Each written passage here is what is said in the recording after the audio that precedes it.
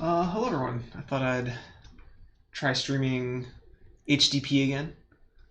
So high dimensional probability by Vershinen.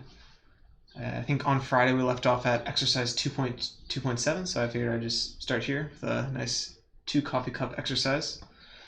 So we just established Hofting's inequality, which is like a bound on the tail of a randomized sum of plus minus ones. So I guess we did it with general weights and the probability that this should have a mean of 0 because the xi's are symmetric, and the probability that you stray too far from 0 is like exponentially decaying in what you mean by far. But now we want a more general one, which is an exercise where instead of xi being Bernoulli, they're like uniformly weighted in between some interval. And now they're not weighted by AI because that would be redundant to them being just in this interval mi to big Mi. You can take the bounds to be AMI if you want, or something like that. So in this exercise, we have a general random variable, and the odds that you differ too far from the expectation are small. And then there's some weighting in the exponent, but you have the same t squared bound, so the same kind of like sub-Gaussian bound. So let's see if we can prove that. So I was thinking the idea is probably to show that the worst case scenario is that xi is a balanced random variable, that it's like evenly weighted between mi, little and big Mi. We need to make that precise. So I inserted a blank page to have some scratch. Okay. Let's see. So we're trying to show that the probability, the sum of these n random variables, xi minus expectation, is greater than t is less than this Gaussian type thing. And I think we sum up the size of the intervals. And I guess mi is the big one, so you don't need like an absolute value or anything there. So and then we have xi is in this interval, a random variable. So I guess in the situation where mi equals mi for like all of them, then this is just a constant. This should be expectation. I miswrote.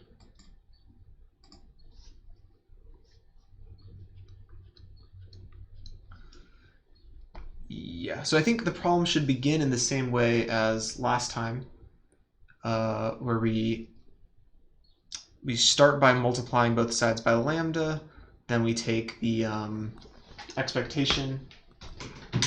Maybe I'll switch to teching. Let's do the whole proof. So we've got the probability of the sum. Let's write the superscript.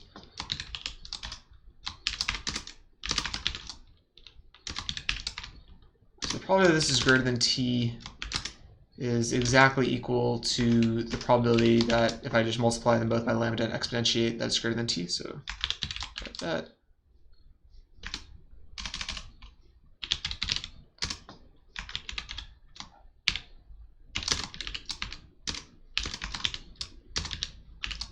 It's greater than the exponential of lambda t.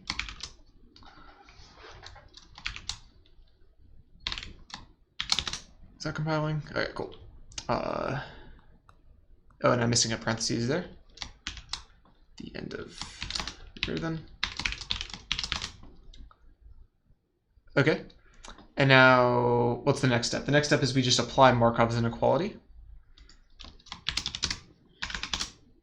So this should be less than or equal to, align it here.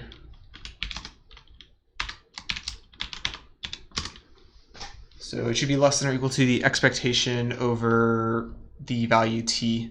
So I'll put a minus instead of writing a fraction.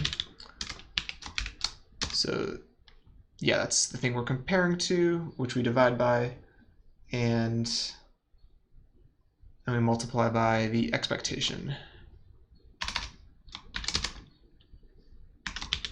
So the expectation of the exponential lambda of this sum. I guess the sums are in a little funnily, but I guess it's clear that because this has an xi, that it's inside the sum.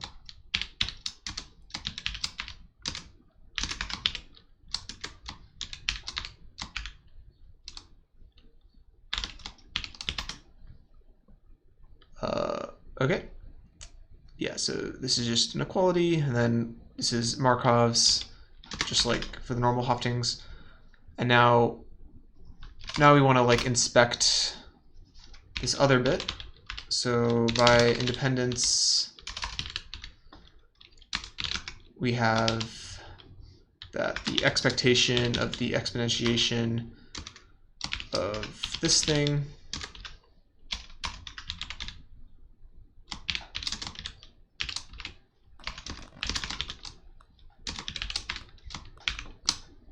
should be exactly equal to the product of the expectations. Yeah, because the exponential splits the sum into a product, and then independence means that the product commutes the expectation. So we've got the product up to n of, it is slash prod, right? Yeah, the product up to n of the exponential now just an individual one. So what do we have? We have a slash lambda xi minus yeah, I guess I'll parentheses around it. So the expectation of xi.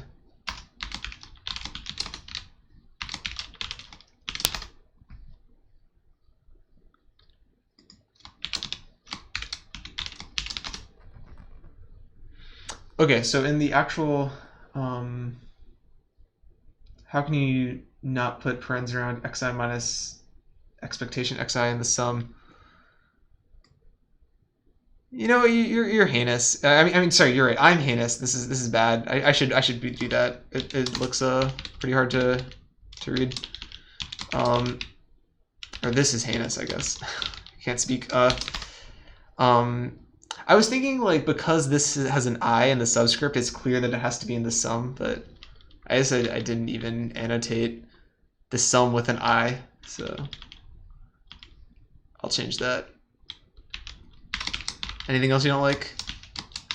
I guess I probably should actually put, like, the sub I in the sum, but what else could the I be summing over? Okay, so now we just need to bound this. So in the actual Hoftings inequality, we computed the expectation. Oh yeah, I'm missing the expectation there.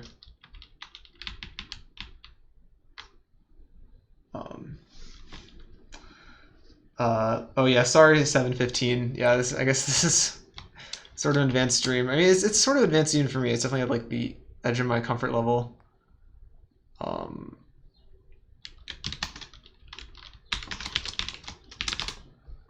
Yeah, so there's an expectation there. So yeah, we need to bound this. Okay, so how to bound it? So in the actual Hoftings inequality, the xi were very concrete. They were just plus minus ones. There was sort of no hard work to do. You just like wrote out the actual expectation, and then you put that in an exponential, and it was all very nice.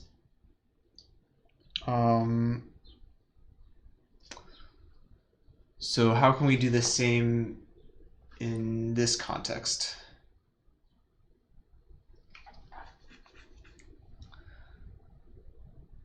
So the mean of this random variable is of course 0, because we subtract the expectation.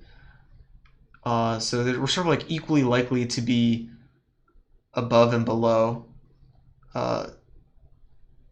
So being below is the good stuff. This is like less than 1, and then you divide it by 2, so it's like very less than 1.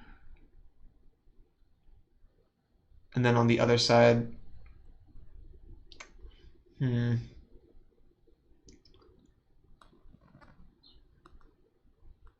Oh, I wonder if it's like some Jensen's inequality thing or whatever. Like if we draw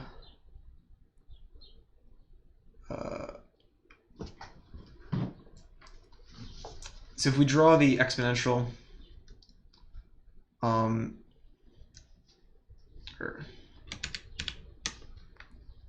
so what are we really doing? We're taking the expectation of the exponential, and we've got like,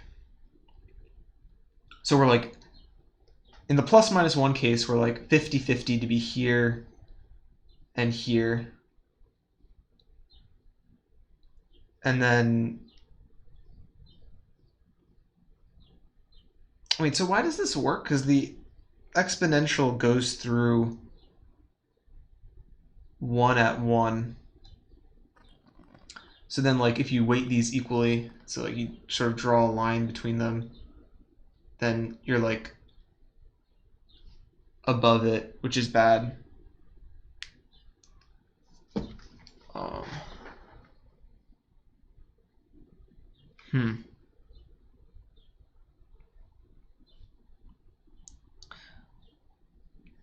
Yeah, so yeah, them convex functions be like that. It's true. Yeah, I should probably make it more convex. This is like a very thin drawing in between here. But I guess it's like, it's not really convexity that we're using, or at least it wasn't really convexity in Hofting's inequality that we used, at least not explicitly. We used like this other like bound on Cauchy. But I wonder if the bound on Cauchy was sort of like a special case of convexity. I guess it's well, no, I guess it's not really that at all, because we like pick up this like square when we put it inside, or no, we don't. Yeah, yeah. So this is like all inequality, and we end up we pass from the expectation to the Cauchy, just definitionally. That's what Cauchy happens to be, and then we pass from Cauchy to this like exponential with an x squared. So it's like actually not really that at all. And how did we get the x squared inside? It's sort of like just like this very specific thing with like these Taylor series. So I don't know if we can hope to do something similar here.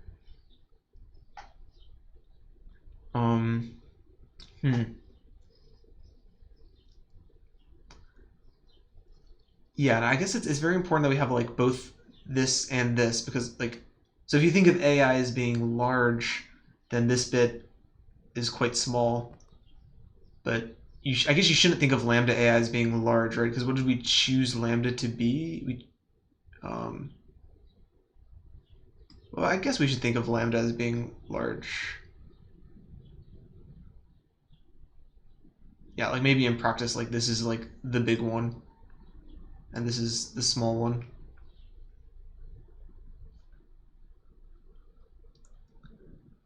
And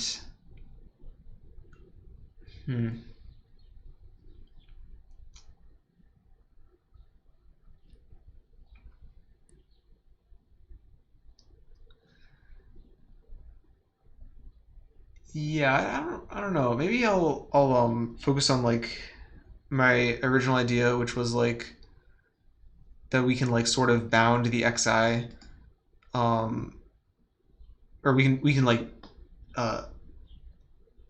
it's hard using these classic inequalities because of this, where the dimensions are different. Yeah. I don't think it's actually Jensen's at all. Yeah, it's just like not very much like that. But yeah, I think we should do something like where we sort of make like some reductions and say that this expectation has to be less than the expectation where xi is like maximally far away.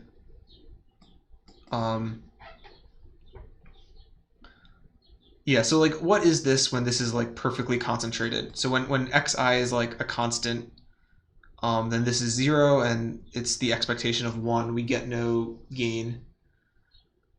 And then when xi is like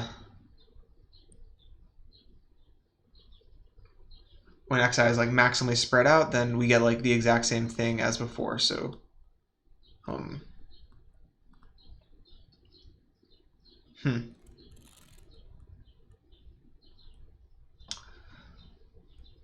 Okay, so let's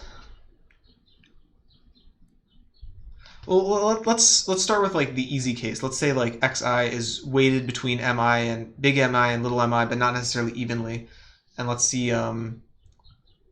what we get. So let's look at so suppose xi equals mi with probability p, and otherwise equals mi with probability 1 minus p. So in this scenario, the expectation of the exponential of lambda xi minus the expectation of xi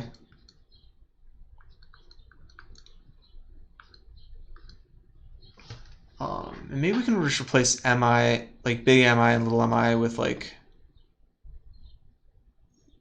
0 and 1 or -1 and +1. But I guess I'll leave it like this for now. Let's just now we can write this expectation. So with probability p, it's going to equal the expectation of so it'll be lambda, or so what is the expectation of xi? The expectation of xi now will be pmi plus 1 minus p little mi. So in this case, so this is the mi case, so this is mi, so we'll get 1 minus, so it'll be 1 minus p both, so we'll get lambda 1 minus p mi, big mi plus little mi.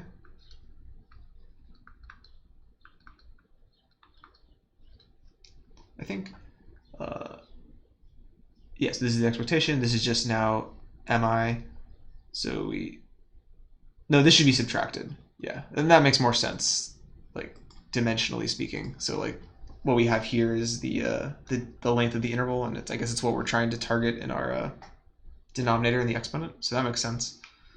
So that's the first part of the expectation, and then the second part with probability 1 minus p, we have the exponential lambda, and now up here this is little mi, so we'll get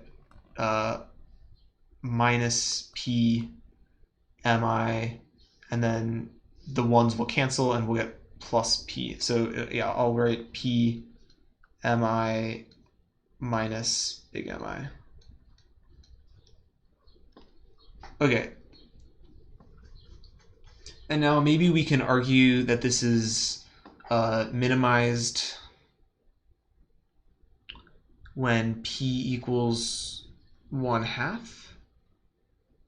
Is that true? So like if p equals 1, then we just look at this bit and we get I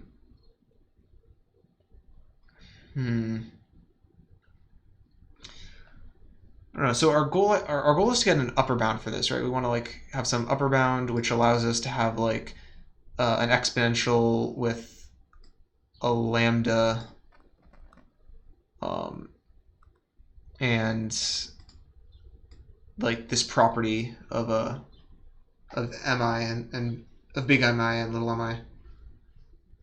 I wonder if in our first step we wanted to like normalize, like, and divide both sides by this sum. I don't know.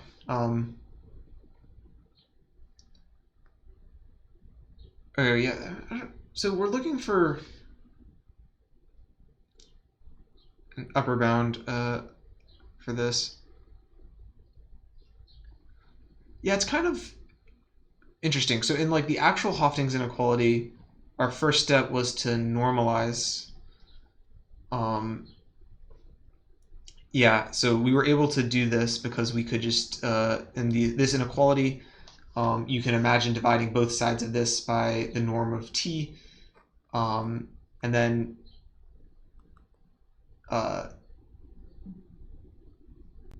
this you do like distribute the norm of a, and this becomes like a normalized tuple a, and then you can just like now you can just put it in the exponential over here. So that was fine. But I guess we want to probably do something similar here where we start by dividing by the sum of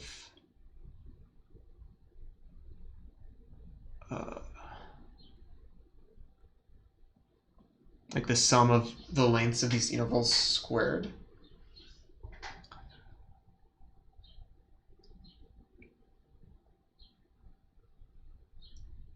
Yeah, so if we over here, if we start by dividing by this, what does it allow us to assume about xi and minus expectation of xi? Though I don't know, why did we need to like assume it was normalized? What did that gain us besides just like letting us like drop the norm of ai? Where did we actually use that the norm of ai was 1?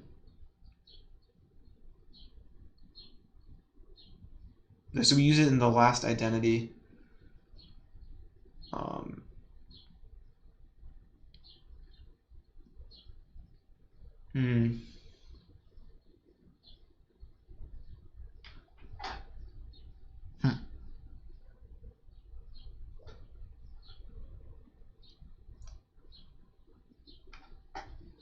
guess I'll keep going and see if it would be useful to like make some assumptions on this at some point later. Okay, so we've got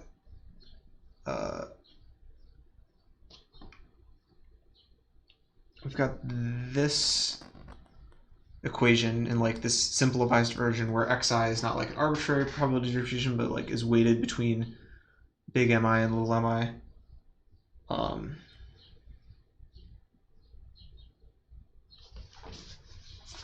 And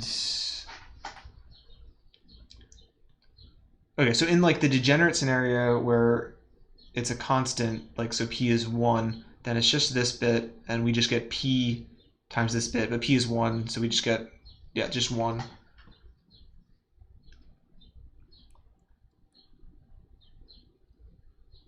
But in that scenario,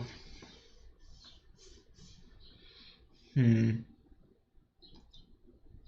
I guess in that scenario, you can think of mi minus mi, yes.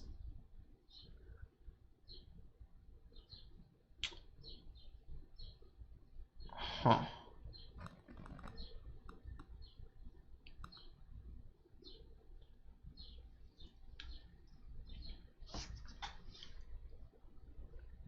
If you extract mi minus mi over 2 from every term, it looks basically like the other Hofting's inequality.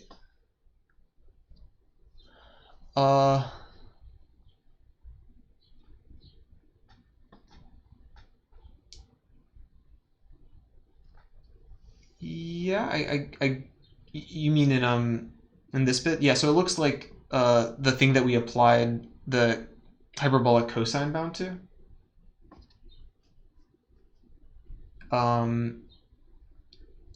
Yeah.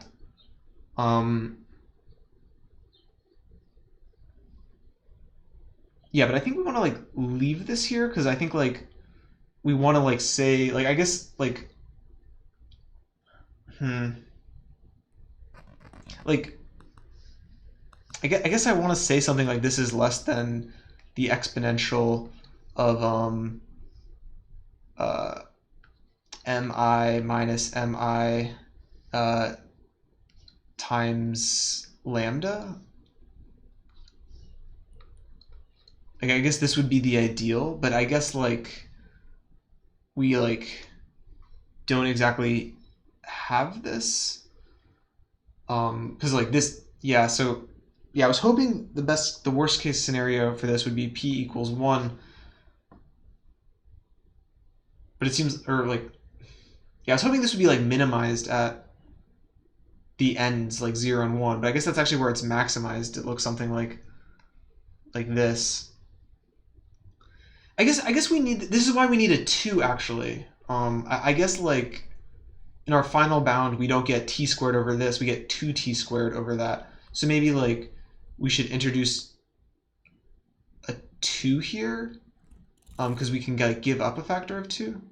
So maybe this is where we need to like give up the factor of 2. So like maybe we can say that so this equals this. I think maybe that's the right idea. So like this is clearly greater than equal to 2 times like now 1/2 times the exponential of lambda 1 minus p. I guess we can't just like give up a factor of 2 here. We want to like give up a factor of 2 in the exponential.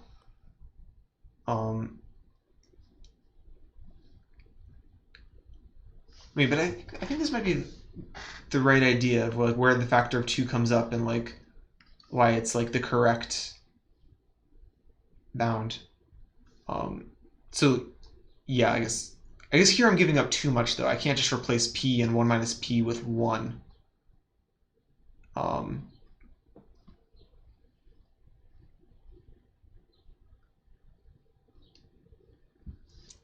Yeah, but I guess like if we let's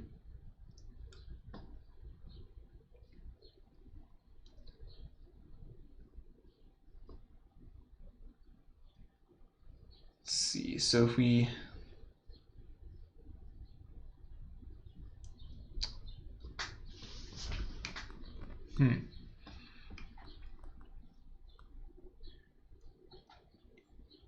yeah, so if we replace p and 1 minus p with 1, then we'll get like less than or equal to 2 times this. But I guess even there you can't like directly apply the previous hyperbolic cosine bound, because like these aren't equal exponents, or like they aren't the negatives. There's like a 1 minus p going on.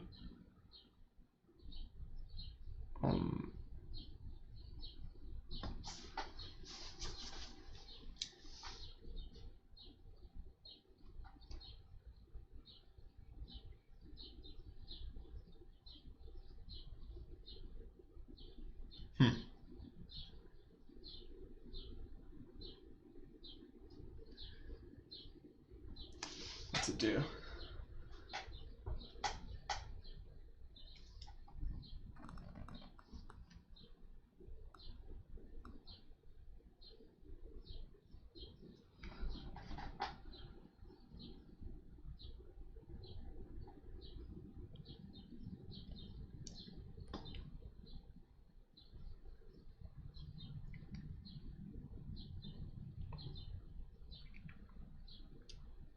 So what are we targeting? So in like the in the actual Hofting's inequality, we were targeting that each one of these should be less than. So we were targeting that this bit, the expectation of lambda ai xi, should be less than so it was lambda ai xi. Yeah. Okay. Yeah, and we like pick lambda later in terms of t. So we want this expectation of lambda ai xi. We want it to be less than the exponential of lambda squared times just this one term. So lambda squared over 2 ai squared. And then in our other context, oh sorry, I guess I walked this way. So in our new context, we want to show that the expectation, and we like lose the 2. So we want to show the expectation of, or wait, I guess this isn't where we lose the 2. We lose the 2 here, but I guess that's the same as dropping the 2 here, and then we just choose t to be twice as large.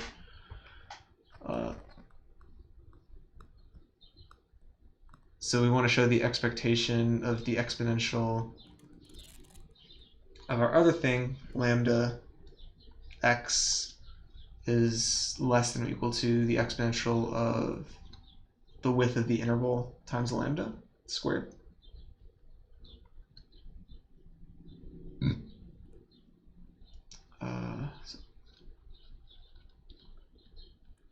Oops. There we go. Oh, wow.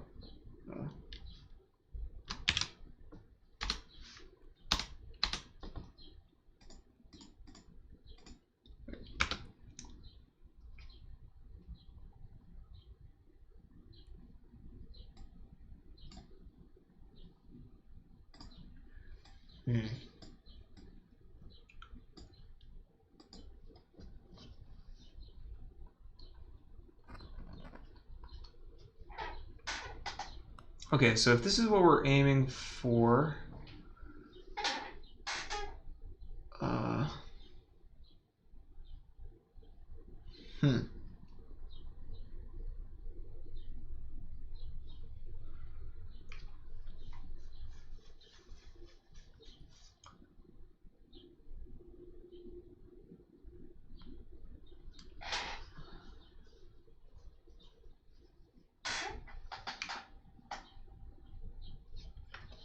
So,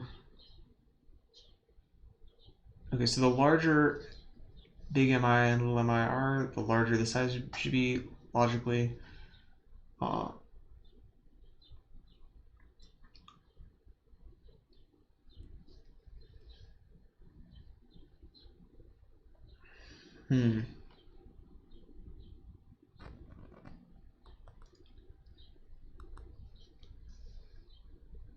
So I guess let's just like assume x has mean 0, because we subtract the expectation. Can we do that? Yeah, and I guess we can just subtract the expectation from mi and mi. Copy this down to the other bit.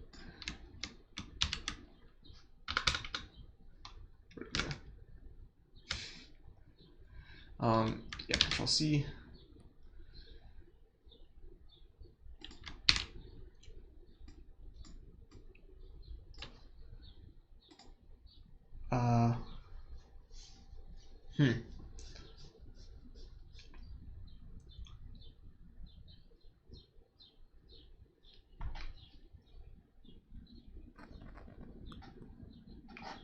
So yeah, we need to pick up a square here. Why is that even true?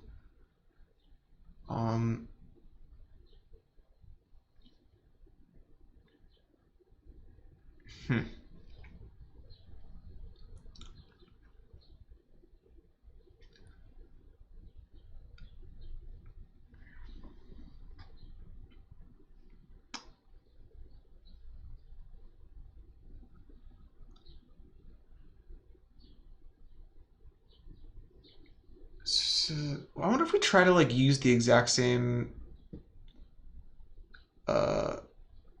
Taylor series expansion argument, if it works at all. So like then our argument is more complicated. Yeah, so we'll have like the P and the check math picks. What's math picks?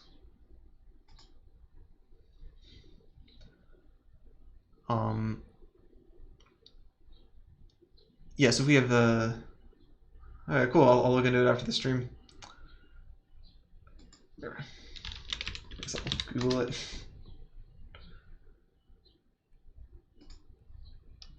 Oh, it's like a LaTeX thing? I don't know.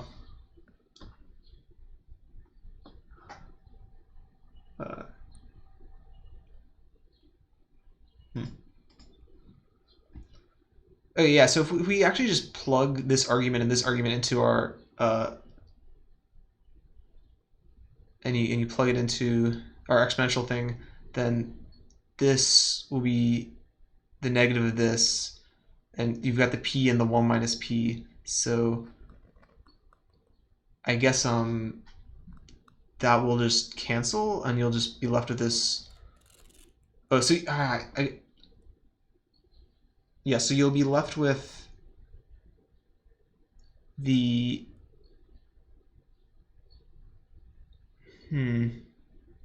no, you don't exactly cancel because okay, so you don't exactly cancel. You've got this 1 minus p, and you've got this p, but then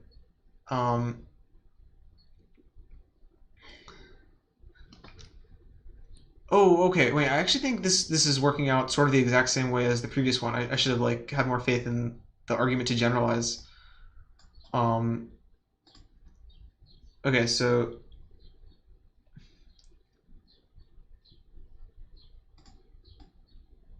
no, it's fine. It's fine, pseudomaze. I'll get into it later. Actually, it does seem like an interesting tool.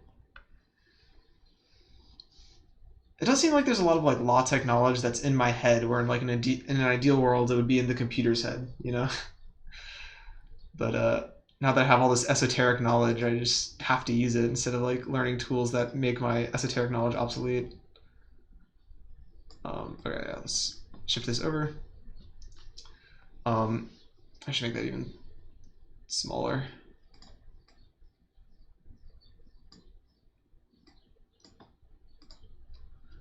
Okay, so what do we want to look at? We want to look at exactly this line.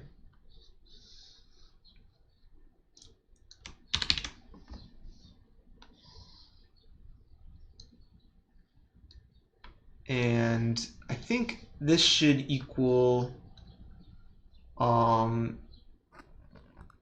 yeah, let's just use the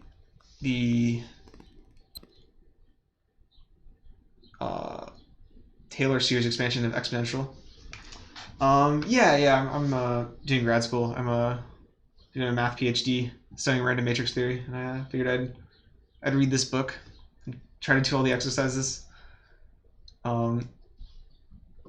Yeah. What about you, pseudomaze? What are you up to?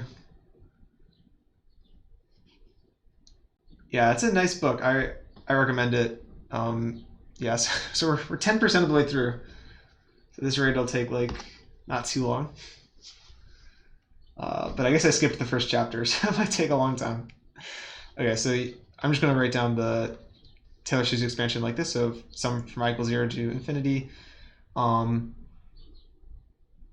Okay, so yeah, I'm taking the Taylor series expansion of both of these. So we've got like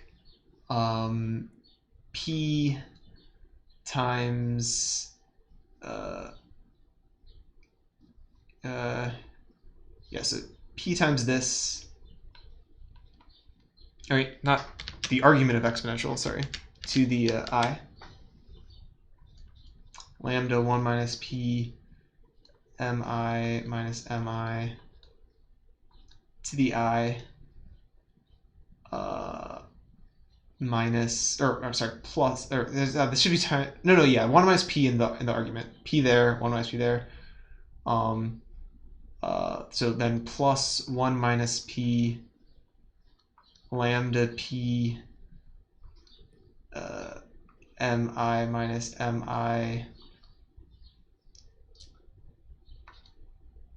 to the I all over I factorial.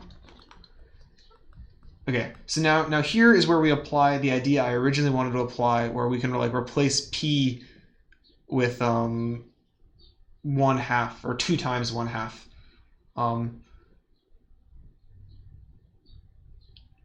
Yeah, so this whole thing should be less than or equal to the sum from I equals 0 to infinity. Yeah, so these p's and 1 minus p's are going to stay the same, but this 1 minus p I'm just going to replace with 1. I hope this isn't too lossy.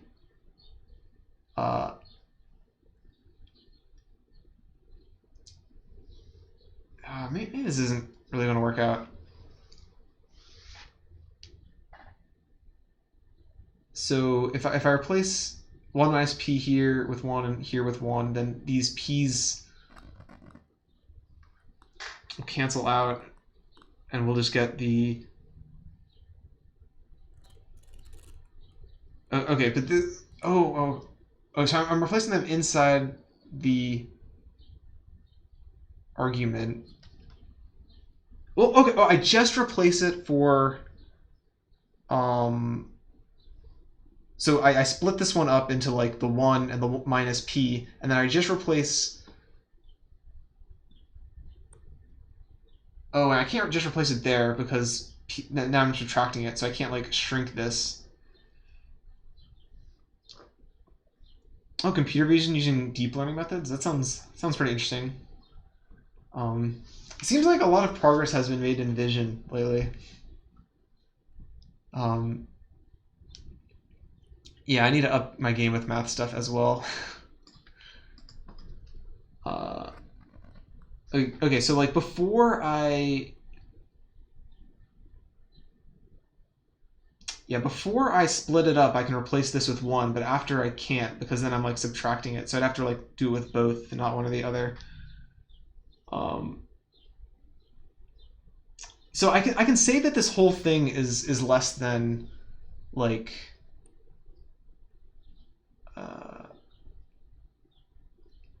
this whole thing is less than the sum of like lambda mi minus mi. Okay,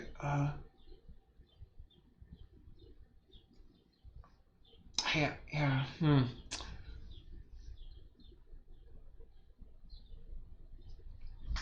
Maybe I should be looking at the odd and the even terms separately. Oh, thanks for the follow, Pseudomaze. I literally just set up the Twitch notifications so that you're the first person to make the notification thing go. Appreciate it.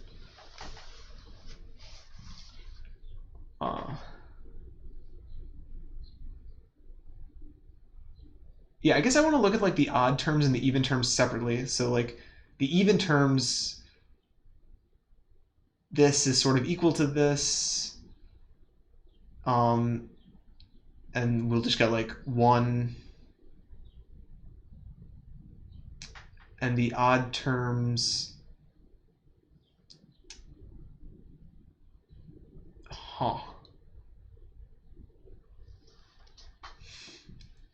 this is confusing. I should like make a note. So okay, so for even terms,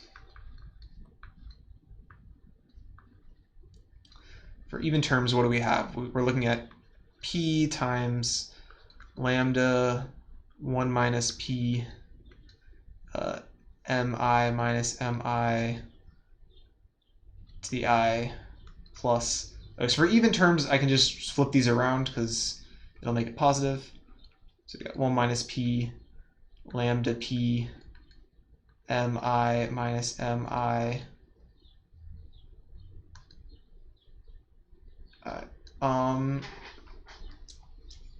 Yeah, my research is about like random matrices. So yeah, I just got like a paper accepted, which was about like near uniform random matrices. So, and I guess the goal is to show that random matrices have certain singularity properties and rank properties. So, like at a high level for like the whole field, I guess. I guess among other things. So, what I showed is that if you assume certain things about the entries, so if you assume they're uniform, you can compute the exact rank statistics, and you can like get a precise bounds on like how quickly it converges to those asymptotic rank distribution statistics.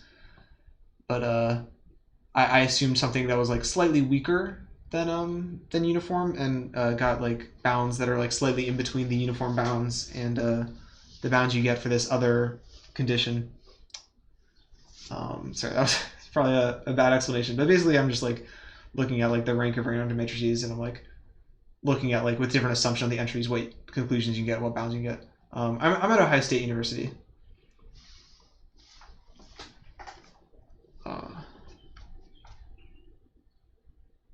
Okay, so now this is equal to this, so the p's just exactly cancel.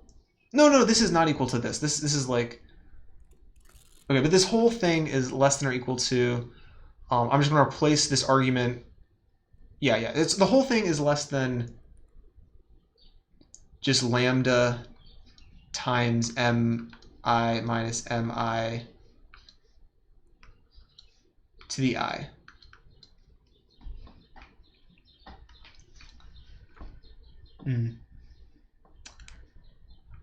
Okay, so in some sense for the even terms, this is exactly what we're aiming for with just like a loss of 2, which is exactly the loss we were expecting.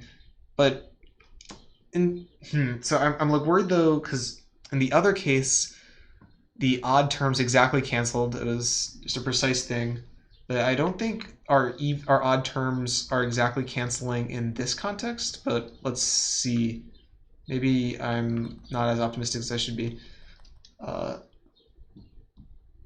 So here for the odd terms,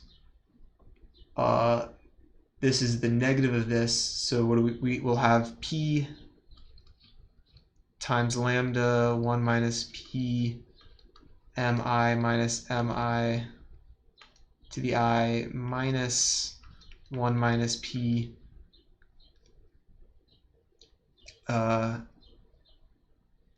times lambda p mi minus mi to the I. Okay, so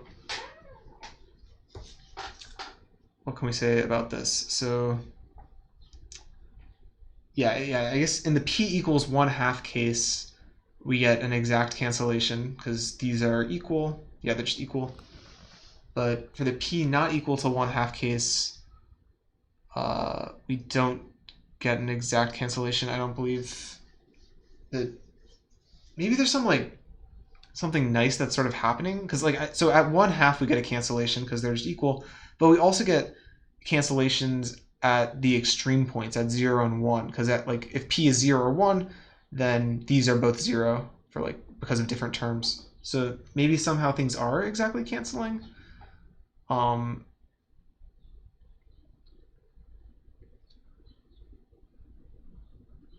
So let's see. So I can like factor out the 1 minus p. So we have like p times 1 minus p to the I minus p to the I 1 minus p all times this complicated stuff.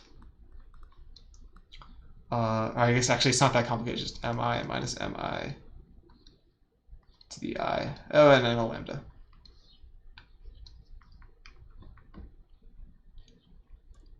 So what is this? So we can factor out a p, and we can factor out a 1 minus p, so we get p times 1 minus p times 1 minus p to the I minus 1 minus p to the I minus 1. Okay, so yeah, we can see that it's a 0 at the extremes and 0 in the middle, but it's not 0 everywhere. Oh, I needed to add another page, I guess.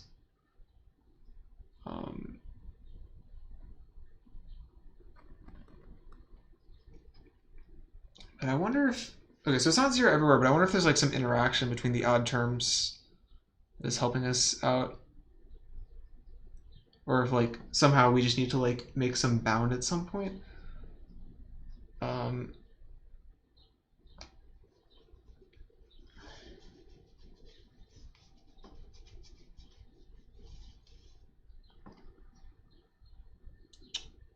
Yeah, so we kind of need to just get rid of the odd terms completely if like our goal is just to say the whole thing is less than like the even terms yeah, so we just like say it's less than the even terms, then we get exp of this squared, which is exactly what we're trying to target. But like the odd terms seem sort of persistent.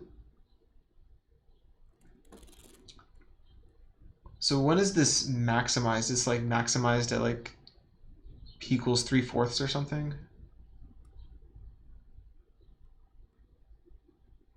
I keep looking at this and wanting to say it's just 0, but it's of course not just 0. Yeah, because so this is like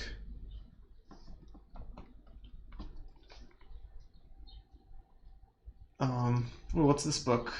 CVX book.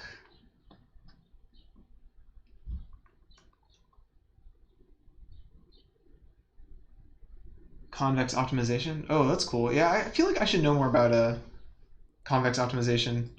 Oh, I should have read your previous message before you send the link.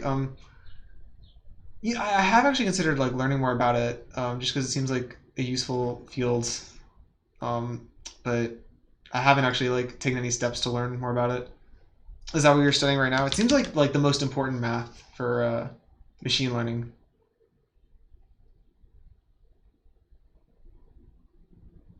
It seems like sort of interesting stuff too.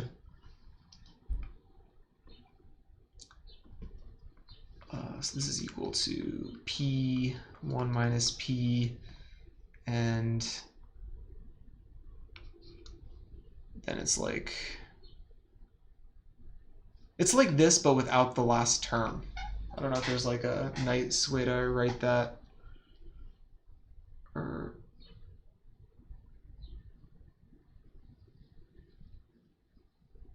something.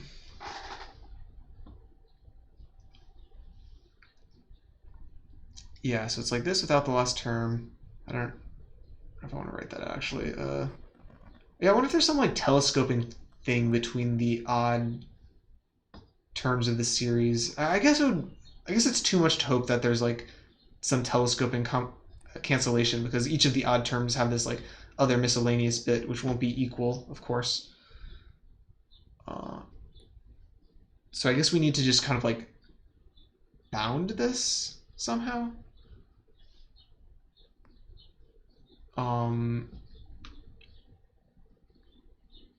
Maybe we can bound it.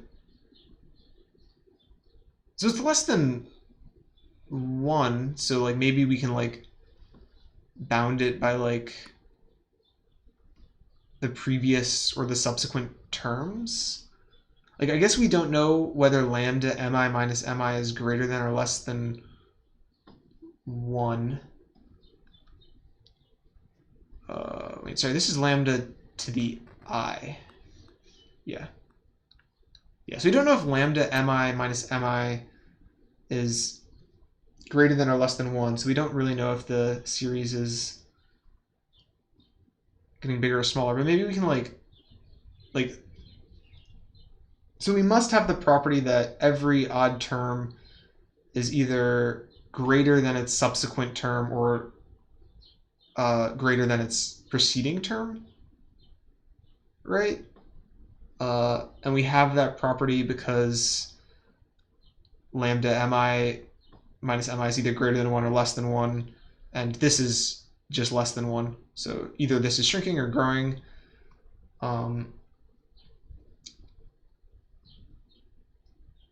Yeah, so, okay, so for our even terms, we can get this by just dropping the 1 minus p and p, which grows it.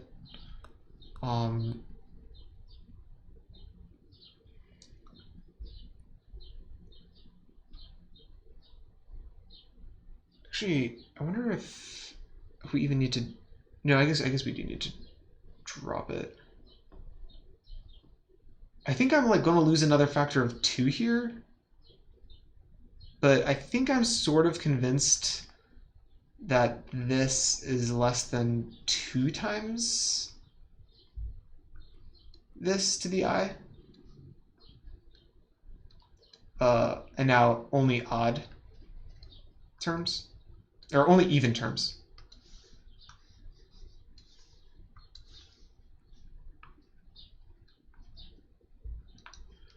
So the reason being is I can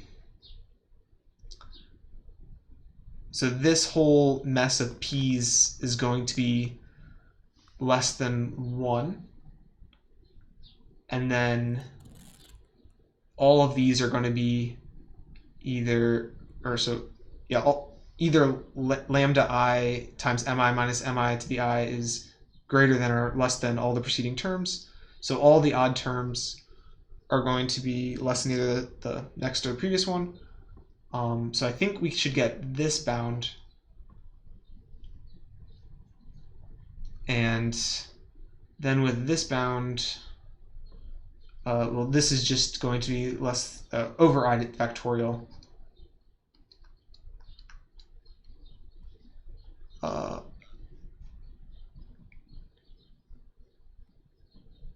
Okay, and then this bound should be less than cosh.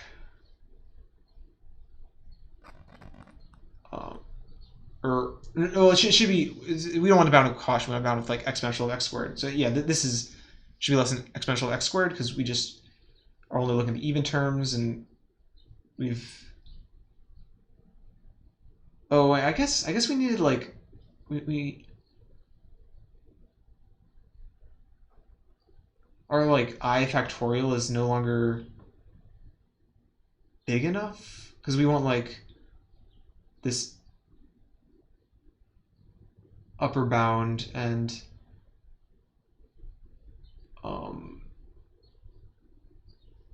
like the exp of x squared.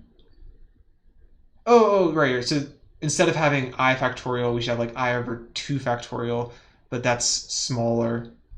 So we can actually get rid of this 2 because of that as well. So point-wise, we're going to have this as less than exp of this squared.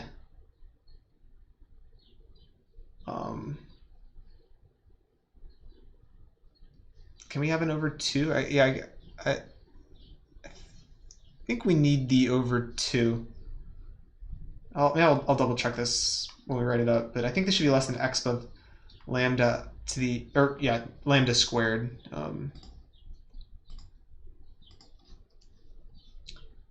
Lambda squared mi minus mi squared,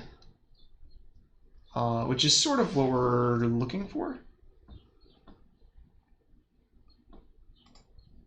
And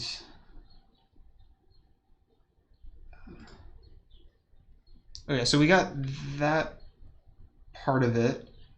But okay, so this is just one of the reductions we need to make, though. The other reduction we need to make is we need to like argue that it is enough to consider things that are weighted on the extremes.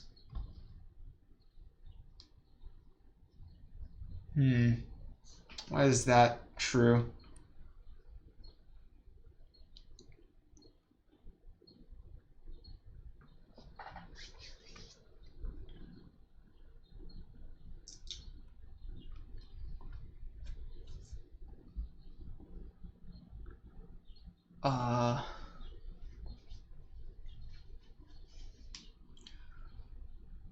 Okay, so yeah, like now let xi be an arbitrary random variable in this interval.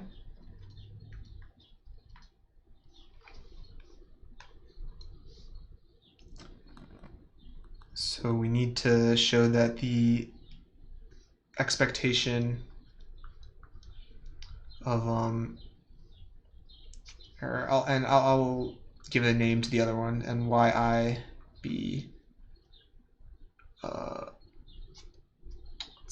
say yi be on, so it's supported on mi and has the same expectation.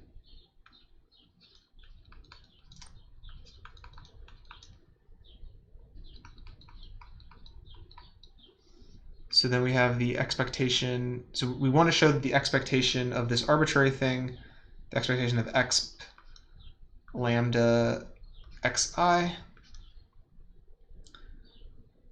let's just say they both equal 0, because that's essentially what we do by subtracting the expectation. And that might shift mi and mi, but that's fine. So we need to show the expectation of the exponential is less than or equal to the expectation of this Bernoulli one.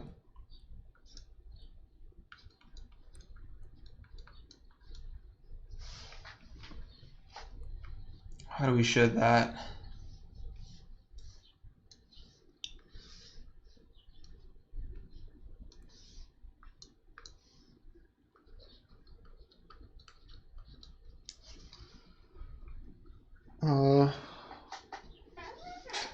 Okay, so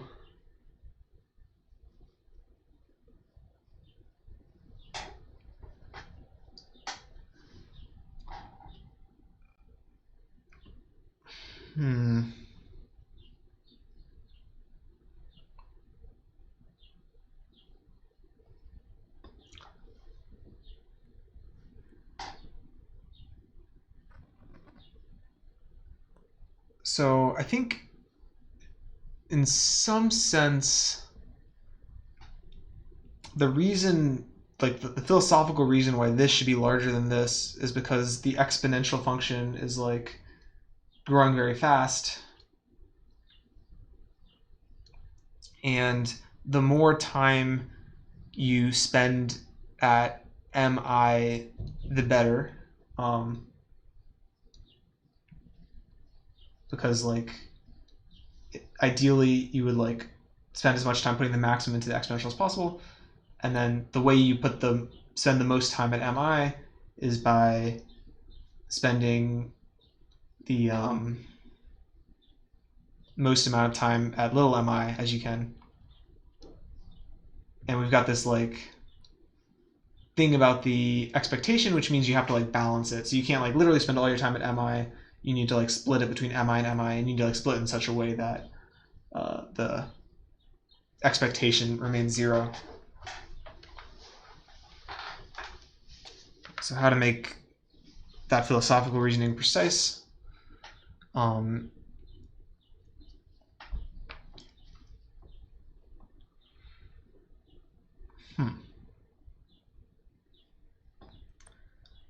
So I don't know.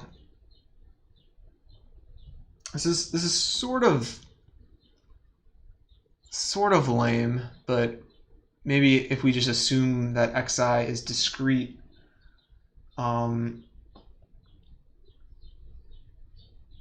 yeah, if we just like assume xi is discrete, then we can like just take a little bit of probability mass from like one point and shift it over in both directions. Or like, I don't know, like if you just take like any like little point mass, so say it like say xi equals xi with some probability. We just need to show that like the exponential of, oh, this is like just concavity essentially. Like, so the exponential of like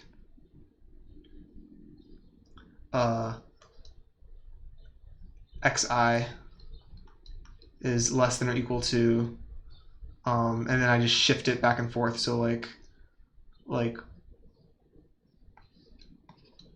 the exponential of xi plus, I don't know, epsilon plus the exponential of xi minus epsilon.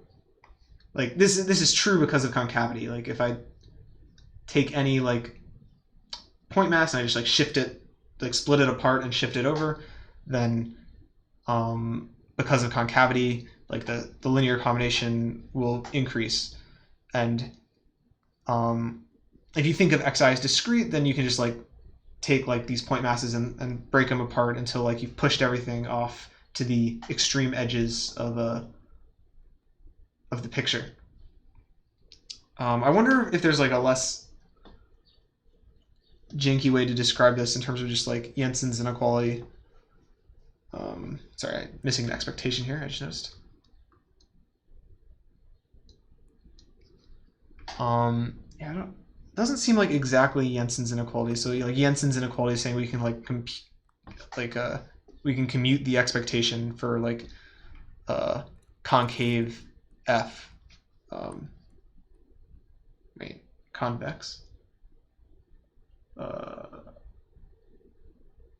guess functions for which lines lie above them. I think that's actually convex. So f convex implies that the expectation, or so if the line lies above it, then the expectation of the function. Wait, think for a second.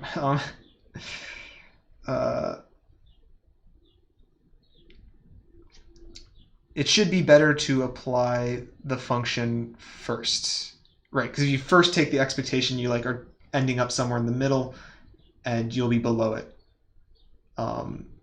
So the expectation of f of x should be less than the f of the expectation of x. But this isn't really what we're saying here at all. I wonder though if there's like some function that like just takes the median of okay, so I guess yeah, like we can like define some function.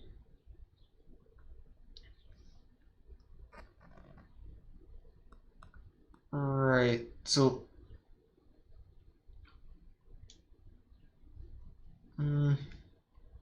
maybe not. I was thinking like maybe we could like introduce some function that like splits xi apart at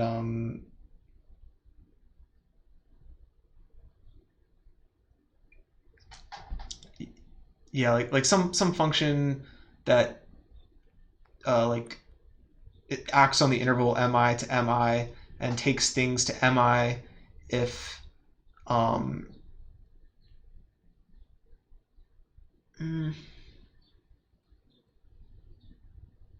don't know what I'm getting at. Okay, but I think like this argument and like because of concavity makes it clear that this should be less than this. Okay, so I guess we've shown both things we have to show. We've shown that like you can take your arbitrary x and reduce it to one that's supported on the endpoints, and then we've shown that you can take your Bernoulli supported on the endpoint function and it's within a factor of 2 bounded by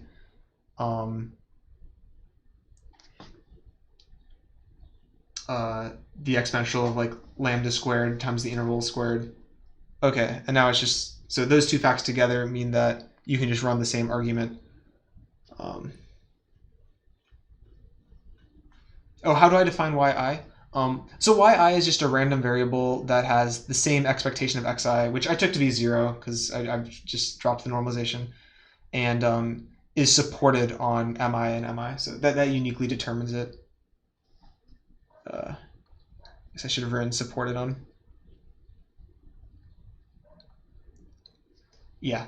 So like these are the two reductions we need to make. We need to first reduce our arbitrary xi to a Bernoulli yi, and then show that, and then bound this by the expectation on not just the Bernoulli, but the balanced Bernoulli on the endpoints. And that step involves a loss of a factor of 2. I think this step actually requires no loss. Why is it unique? Well, it's unique in distribution. It's not like a unique random variable, I guess. But it's unique in distribution because if you, like once I tell you what mi and mi are and that its expectation is 0, that tells you the probability needs to be mi and mi, right? Because like if mi if this is like -1 and +1, then it needs to be each of those with probably 1/2 to have expectation 0. Because I'm assuming it has expectation 0.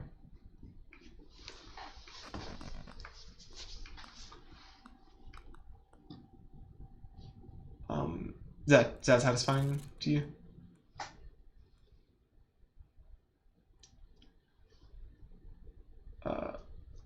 Okay, yeah, I was planning on teching up the solution, but I don't really feel like it. I think I just maybe we'll move on to the next problem. Use math picks. Oh yeah, so I can just use math picks to like turn this rambling into like a tech code, huh? Okay, yeah, I'm gonna save this document with my annotations on it, so maybe I'll do that later. Yeah, that could be handy, I guess.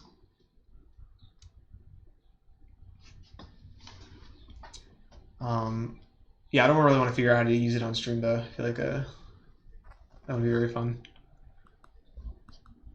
It's already not fun enough to solve these problems on stream. Actually, it is pretty fun. I'm enjoying it.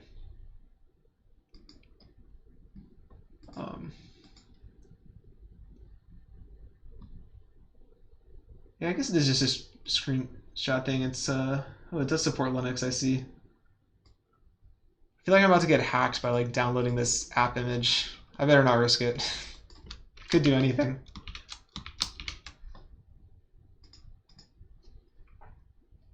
Just kidding, but I don't want to do it right now. Okay, so let's do exercise 2.2.8. So boosting randomized algorithms. So imagine we have an algorithm for solving some decision problem.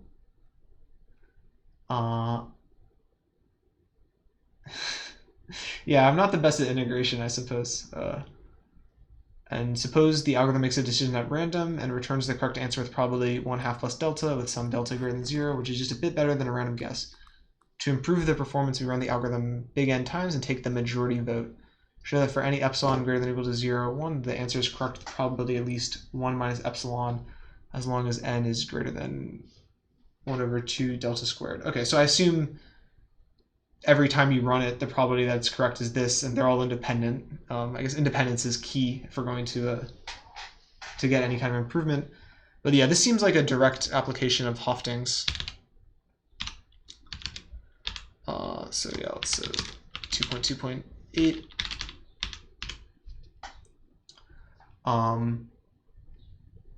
Okay, so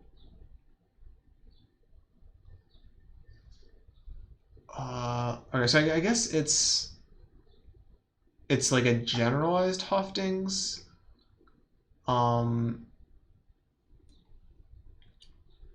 So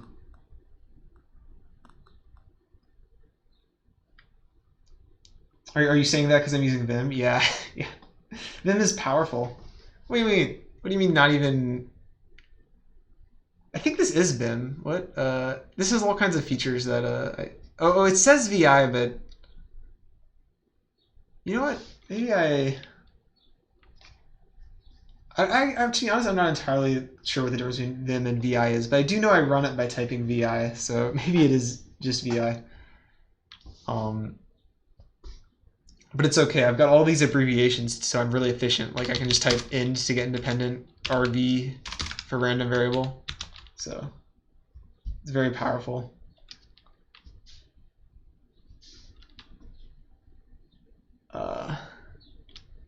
FN for function. Wait, okay. I guess tab doesn't work. Okay, so we must focus. So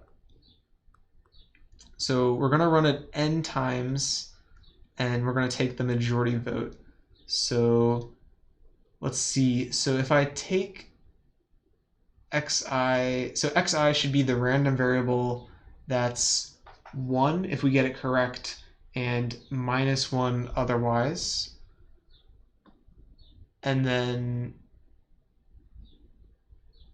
we want to know. Okay, so I'm going to like move the expectation to the other side, right? So by generalized Hofting's,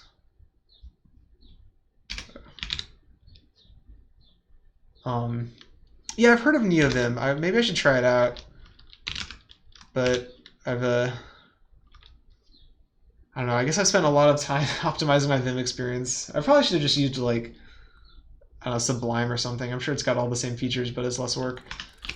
So we have oh, I should define it. So let xi equal 1 if our algorithm is, how do you spell algorithm? Is correct, -1 otherwise.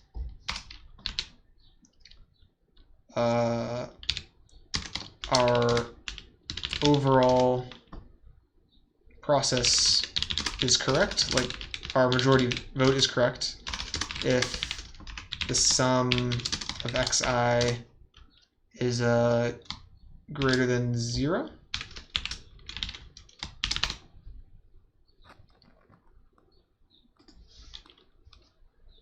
So then now we can apply Hoftings. So this is if the probability of the sum up to n of xi minus the expectation of xi is greater than or equal to t.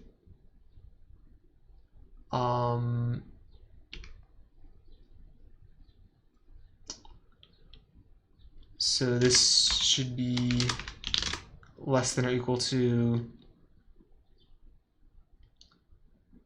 this exponential.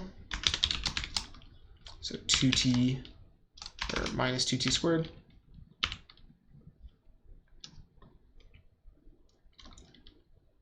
Oh, you use a VS code?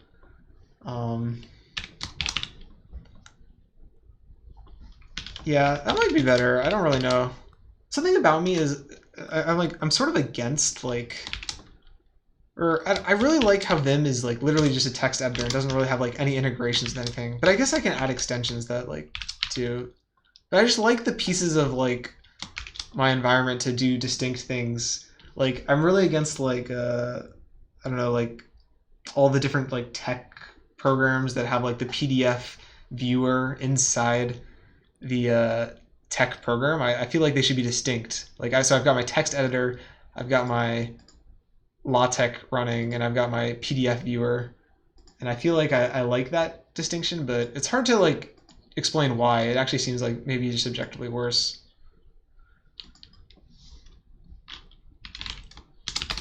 But such is my taste.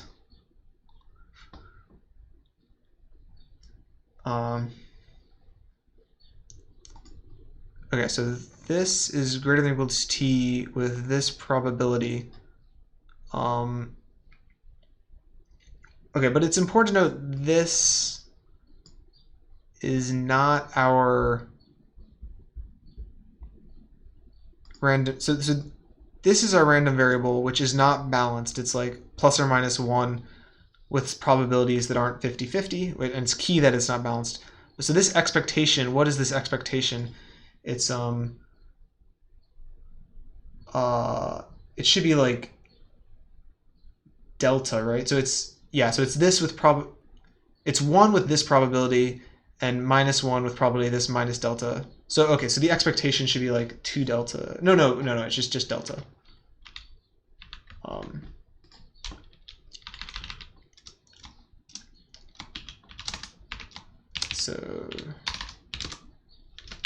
So the expectation of xi, I'll just write it out. So it should equal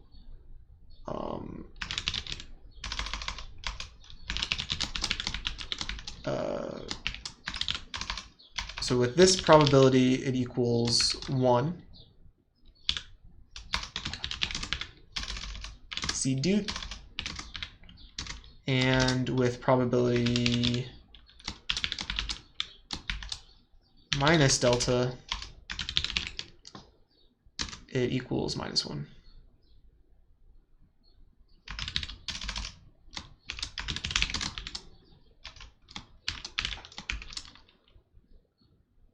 And what am I missing a bunch of things. So this should be minus, and I want a parentheses here.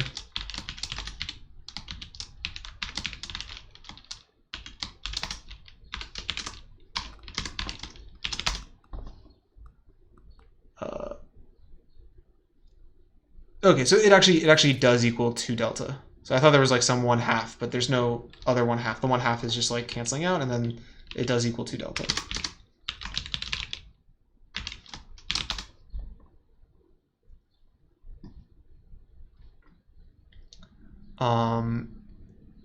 Okay, so what do we want? We want the sum of xi to be greater than 1, which means for this to be greater than 1, we need t to be greater than or equal to 2 delta. Or negative 2 delta?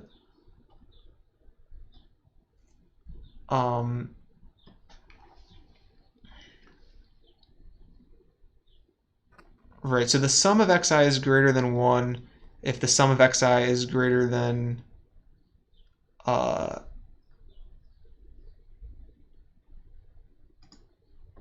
it seems sort of weird to put like a negative value for t.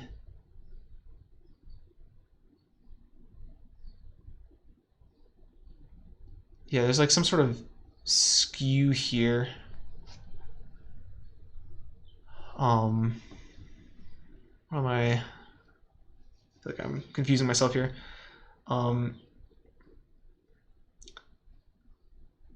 So we want the sum of xi to be greater than 1. We have this Hofting's inequality, which tells the sum of xi minus this is very large with small probability.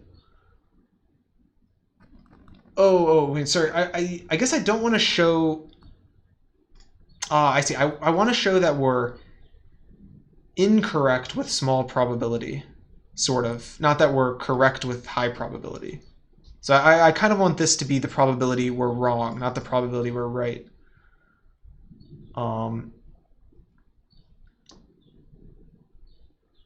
Okay.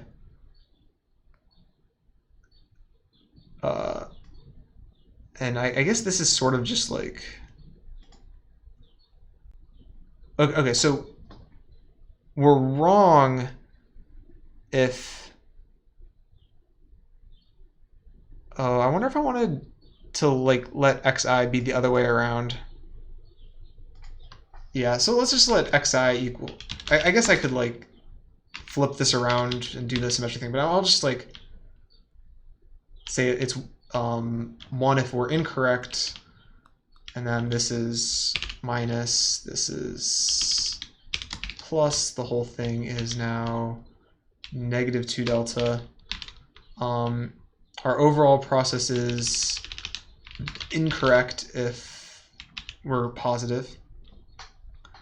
So then the probability that we're positive is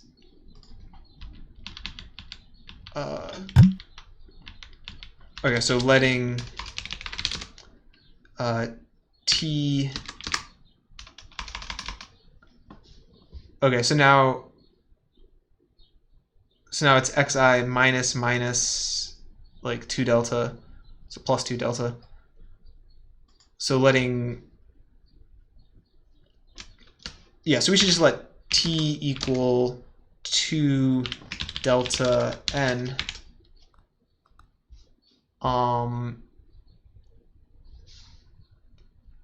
And then what we have is the probability that the sum of our xi is greater than 0 is going to be less than exponential of minus 2 delta, or minus 2 and then 2 delta squared. I hope these 2's are working out. I might have made an error. We'll see. And then what did I let these be? These are all -1 to 1. So these are all 2. So the whole thing is just n times 4. Okay, so maybe it is working out for n.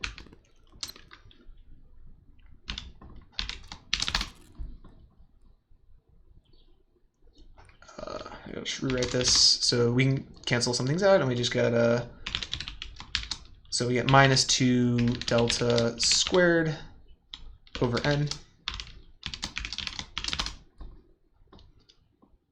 And I guess that's exactly what we want. Is it exactly what we want?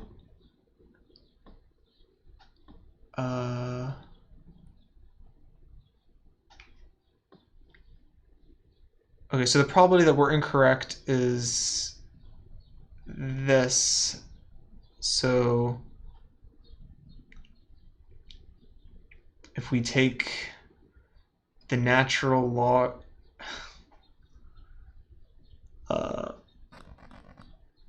wait, okay, so what does n need to be? So n needs to be, oh, okay, so yeah, if we just plug in this for n, the 2 delta squared cancels, we get epsilon, and then we get the exponential of minus natural log of 1 over epsilon. So yeah, I just get epsilon. Okay, yeah, I'll just finish the problem then. So setting epsilon equals, or I guess setting, we choose n, not epsilon, so setting n equals, I'll just say if n is greater than or equal to this,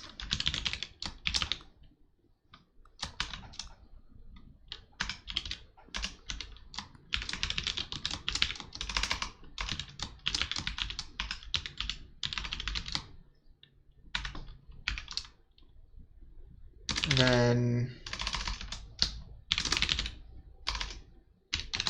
what do we get? We get a probability, here I'll just write it as incorrect, is less than or equal to, I'll just write epsilon, just algebra. Okay.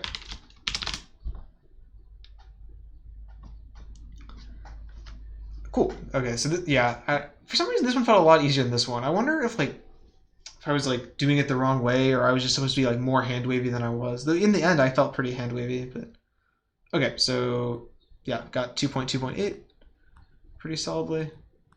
This is my ran down solution for 2.2.7, which maybe I'll take up later if I feel like it. Okay, let's look at 2.2.9. So this one's 3 coffee cups, so maybe quite difficult. We'll see. So we want a robust estimation of the mean.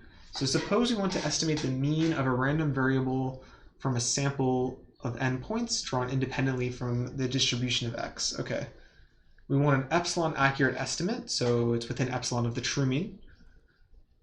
Show that a sample of size n equals big O of sigma squared over epsilon squared is sufficient to compute an epsilon accurate estimate with probability at least 3/4 when delta squared is the variance of x. Okay, and it says use the sample mean mu hat equals 1 over n of, okay, the sum of x. Okay, so yeah, obviously if you sample x times, the best you can do for computing the mean is just assume that the mean of your sample is the mean of the true distribution. Okay, so how does this fall into Hofting's inequality?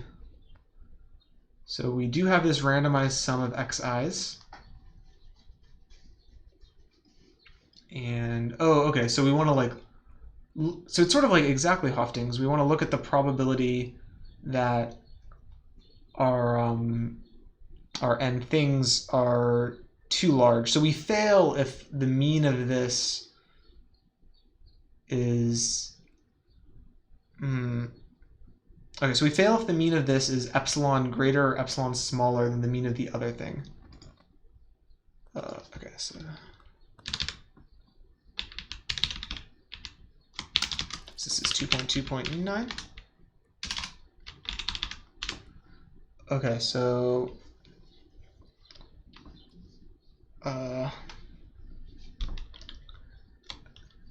guess that the population mean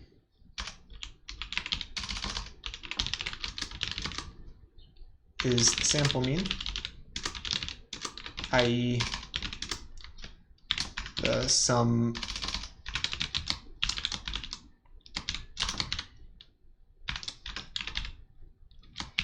is equal to mu. So then we fail if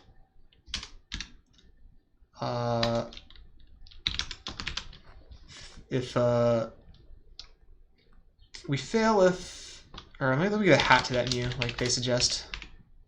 Is that slash hat? Is that right? Guess this is where I should use a is it slash wedge, or I'll just Google it. I guess I should be using math picks, huh? Put a hat on a random, or not on a random variable. I just put a hat LaTeX. It's the right thing to Google.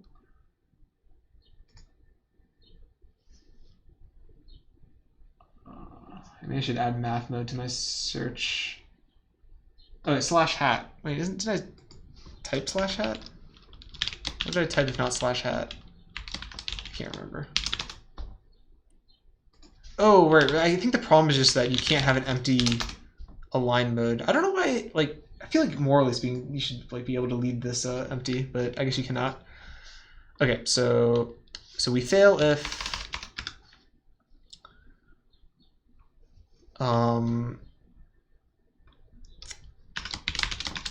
so we fail if this sum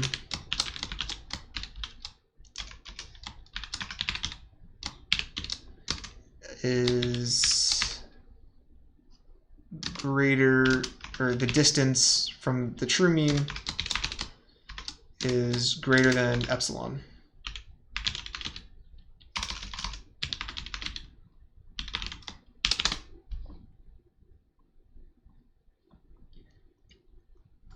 And then, so by generalized Hoftings,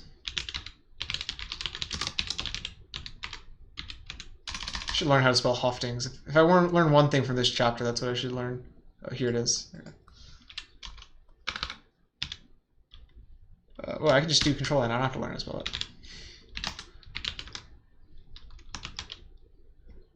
So what does generalized Hoftings tell us? It tells us that the probability that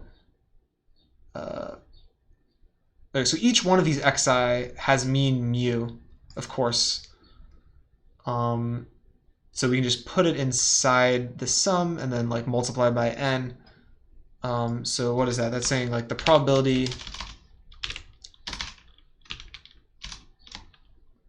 that the sum up to n of xi minus the mean, so the probability this is greater than n epsilon.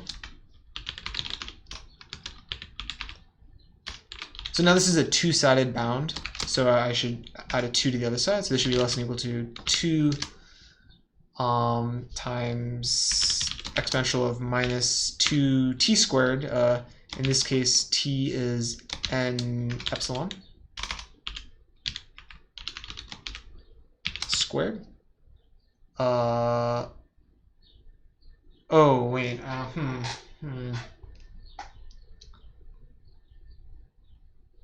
I guess there's something else kind of wonky going on here, because we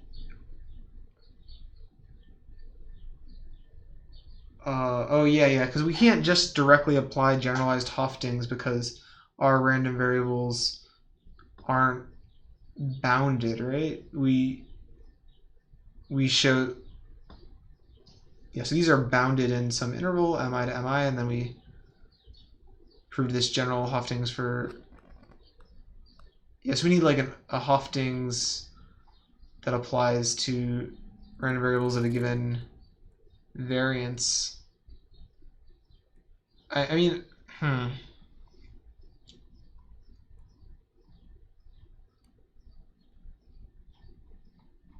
Okay, so we need new ideas. Can't just directly apply this.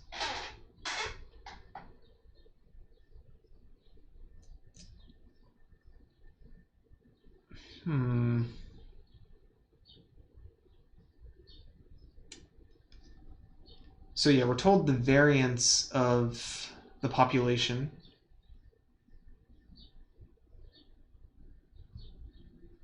Yeah, I feel like we should have like a Hoftings for random variables given variance. Like that's sort of like a Chernoff bound, right? Or where's our generalized Chernoff thing? Well, I guess Chernoff is important for like unweighted things or unbalanced things, highly unbalanced things. That's like, yeah. So I think we can like establish like a Hoftings inequality for random variables that aren't bounded but have variance. But it seems like sort of strange that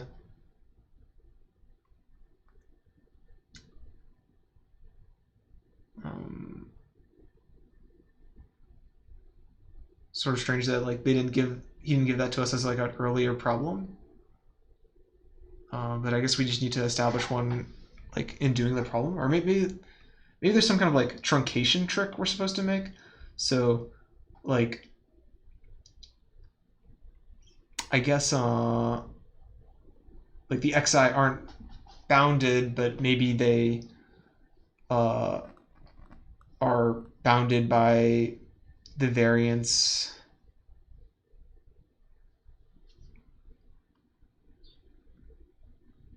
Like,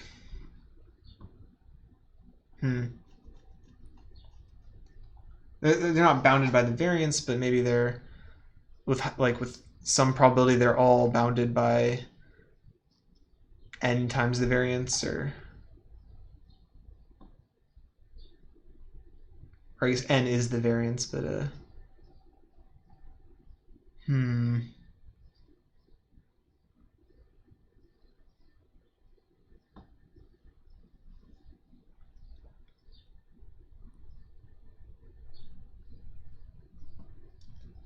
what to do?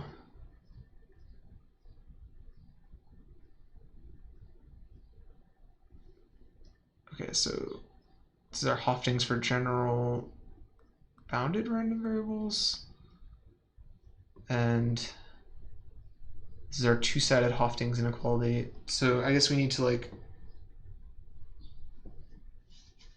so if we could just replace this with the variance, then I guess we'd get the bound we want, because I guess we're comparing with epsilon, so we get like 2 epsilon squared over the variance squared.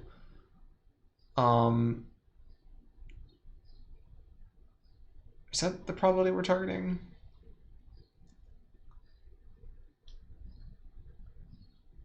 Wait, oh, so we're targeting like a constant probability. Oh, okay, yeah. So we're targeting a constant probability, and that makes sense because all right, so we're going to multiply both sides by n. We'll get epsilon n here, so we'll get epsilon squared. Wait, well, let's keep going.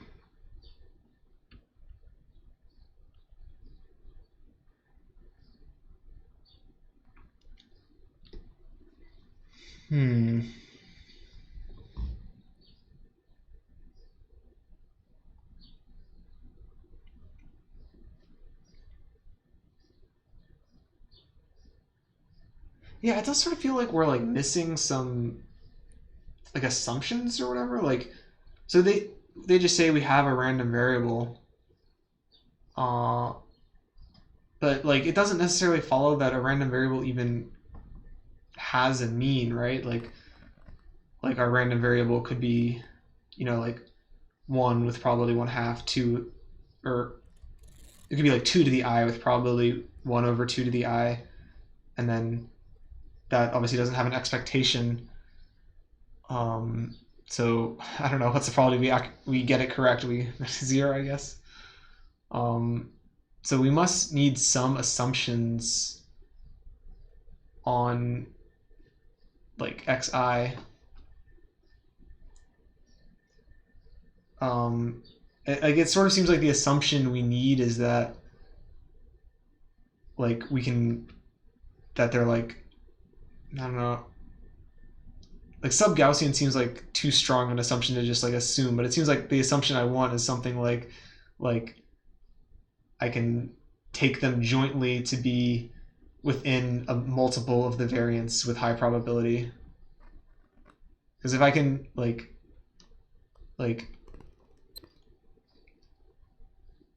it seems like what I want to assume is something like that.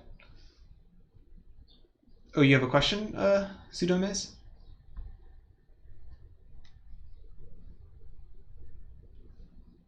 There's some beeping.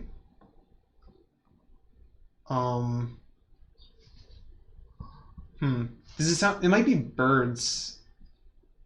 Oh, it's okay. That's probably not. Yeah, because I can hear birds in my backyard, but every like 10 minutes or so. Huh. I don't know what would be causing that. I haven't like been hearing them myself, so maybe it's like, so it happens like just once every 10 minutes. I'll have to. Okay, and so this is at 140 into the stream, 142. Okay, I guess I'll just have to like rewatch it and see if I can diagnose it later. But thanks for letting me know. Yeah, I can't think of what would be causing that. I'm not hearing any beeping, so it's probably like a computer problem. Okay, thanks, Suda.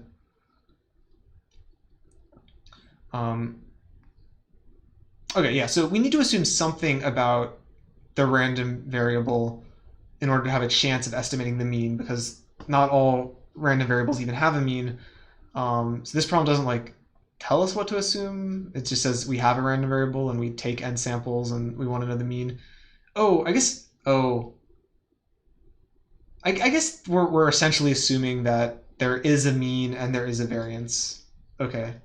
So I guess the problem doesn't explicitly say that we're making that assumption, but I guess those are the two assumptions, that it has a mean and it has a variance. Okay. So let's see. So if we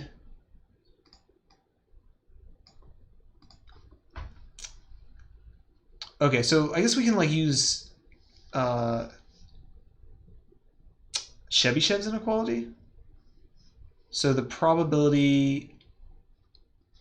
So I wanted like truncate. I think we're going to need to make some truncation to apply Hofting's inequality. So I just want to say that with high probability, each xi is within a certain distance of the mean in terms of the variance. So with probability, so what is Chebyshev's? It's like, let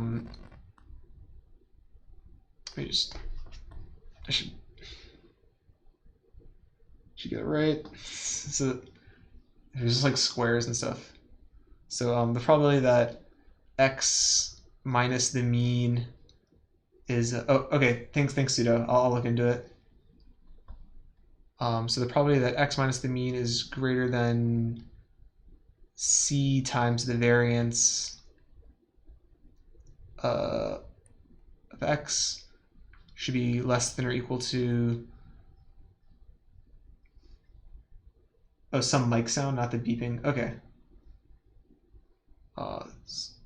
So this should be less than or equal to c times the variance of x over, or the variance of x over c times the variance of x.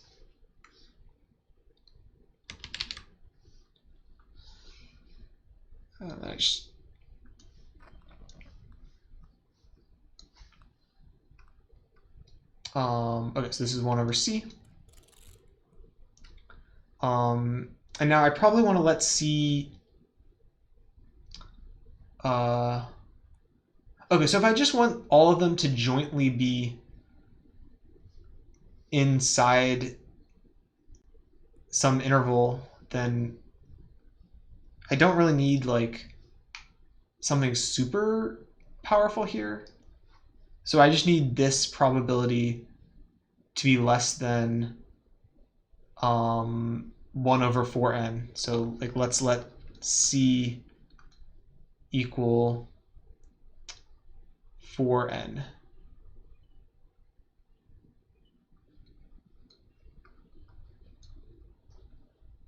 Okay, and then the probability that any given sample is this distance from the variance is 1 over 4n. So the probability that one of them is by a union bound will just be 1 over 4.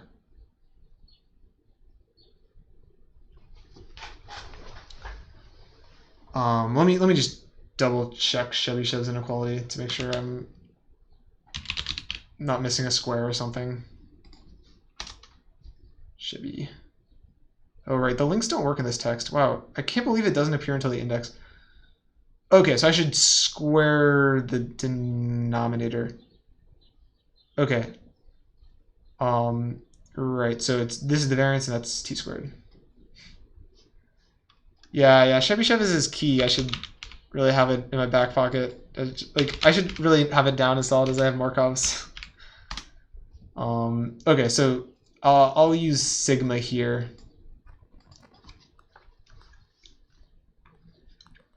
So, and then I can let c equal 2 root n.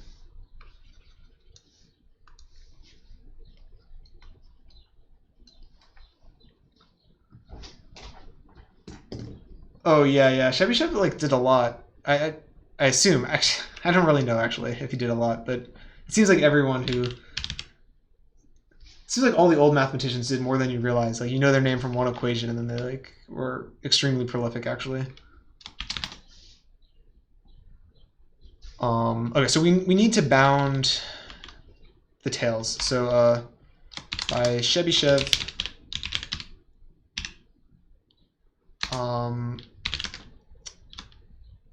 the probability that x minus the mean is greater than c times omega, right? Wait, what am I saying? It's sigma. Is less than or equal to this fraction. So the variance sigma squared over c sigma squared, c squared sigma squared. Over c. So letting c equal, actually, I should probably like get a little more space because I don't want to like give up all my probability here. So I'll let c equal, this is c squared. So I'll let c equal 4 square root of n. By a union bound all xi in our sample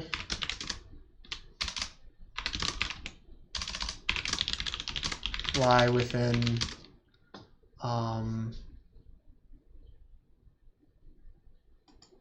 c slash sigma of mu with a probability of so I'm summing over n, so we get 1 over 8, the probability of 1 over 8.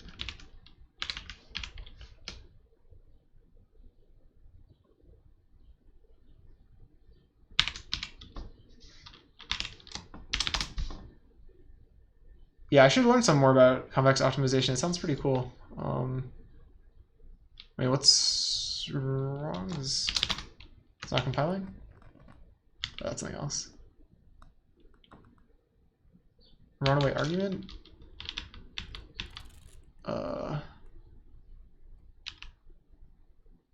Seems fine to me. What's wrong?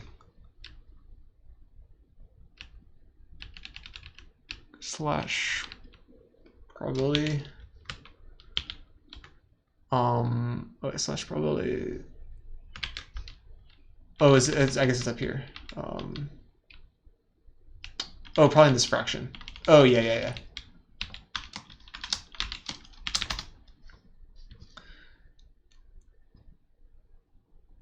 Okay, so now we can apply. You know, I have actually heard of Julia Lang before.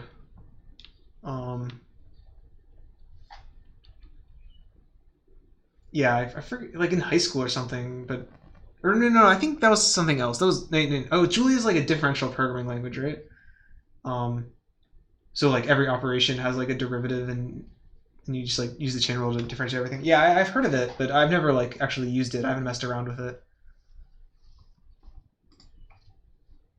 I get this to go away. Right, there we go. Okay, so now let's just truncate our xi. So replace xi with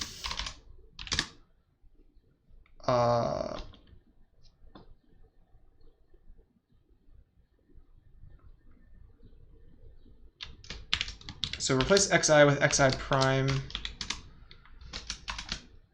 where xi prime equals xi if xi is within I'll just say 4/square root of n / sigma of mu,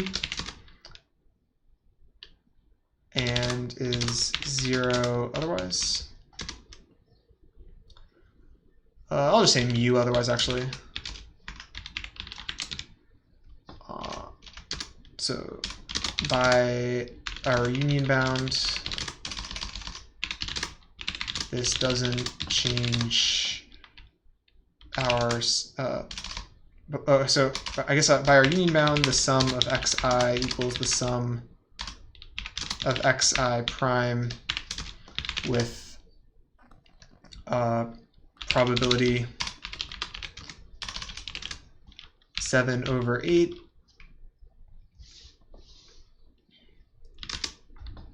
Oh, I don't know if there's like 4 mathematicians. I should check it out then. I assumed it was made by a bunch of machine learning type people. So, okay, so it's in, so we didn't change the sum with acceptable probability. Yeah, I guess like in part B, if we do part B, I might just skip it. So, but in part B, I assume you like let C be like large in n. So then this is not a constant, but is actually close to 1 in n. So we didn't change this.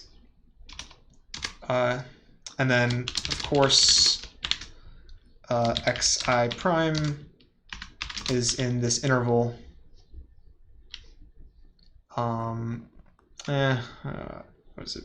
Mu minus 4/square root of n / sigma / mu plus 4/square root of n sigma. So now we can just apply generalized Hoftings.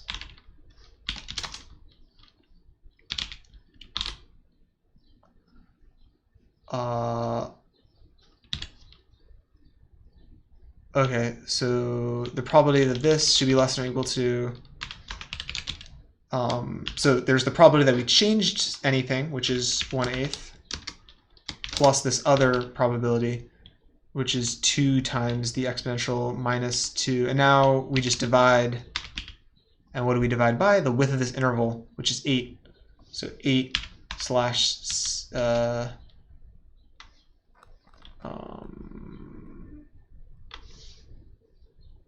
I guess the width of the interval squared times n.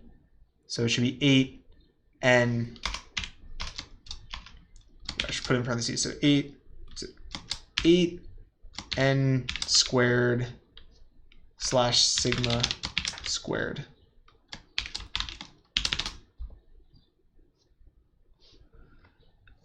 Where's the square coming from? Probably just delete that at this point.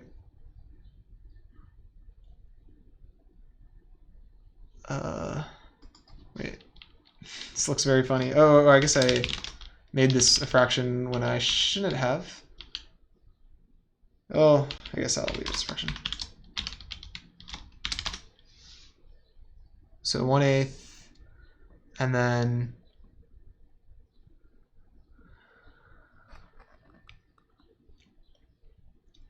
this square is unnecessary.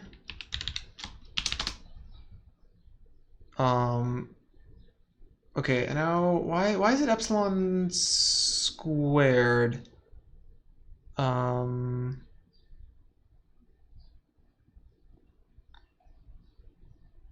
Let me look at generalized Hoftings again. Okay, so it's 2t squared, so t is n epsilon, so it should be n squared epsilon squared here. Wait. And then in the denominator, there's n of these, so we get 1 factor of n, but then each of these oh shit.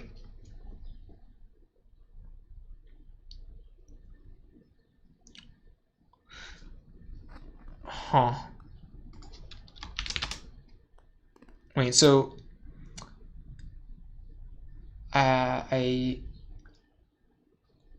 so the difference between high and low is 8, that should be 64 or something, but whatever.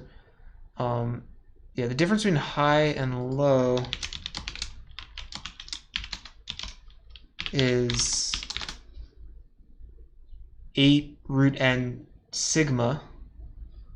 So then you square it and you get 64 n squared sigma squared, or so it's square root of n, so you get 64 n sigma squared. But then there's n things added together, so you need to multiply by another n. So why is it not n squared in both? I mean, so something's wrong here. Yeah, so I want n to be what am I targeting? Targeting sigma squared over epsilon squared, or big O of that. So that means that this n should not be squared, presumably, but it should be squared, right?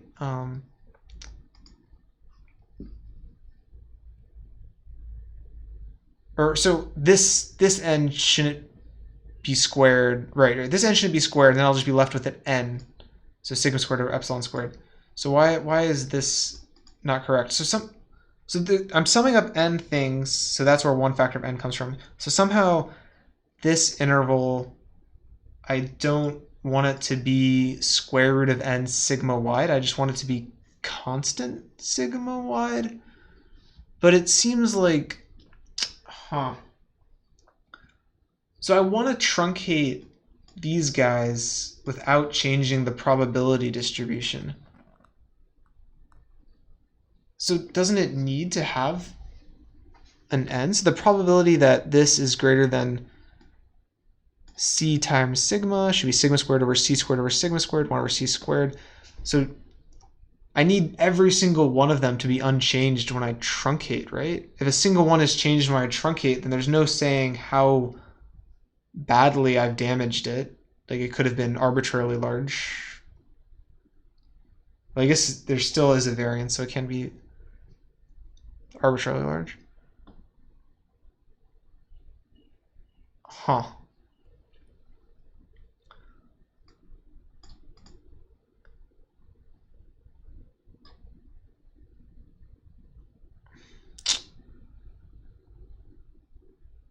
Yeah, don't I need to let c equal 4 root n? I do need this probability not to be a constant. I need it to be proportional to 1 over n so that I can sum it up for all n and get a constant. But then don't I need that?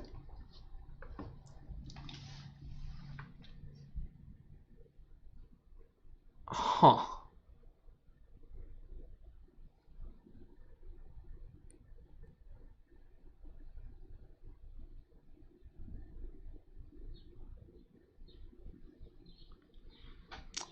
I guess I could just like, well, no, I was going to say like something like how like I don't really need to worry about the root n, and for each of these xi, I can get like an arbitrarily high probability that we're within that ratio of the mean, but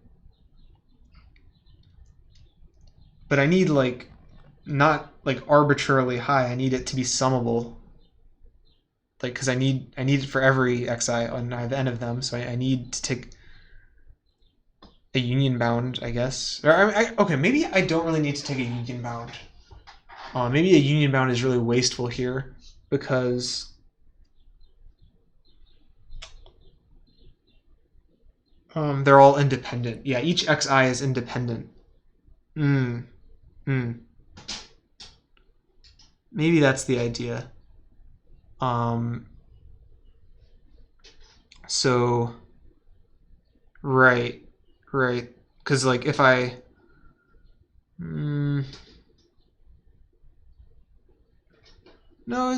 independence isn't like helping that much actually. Like,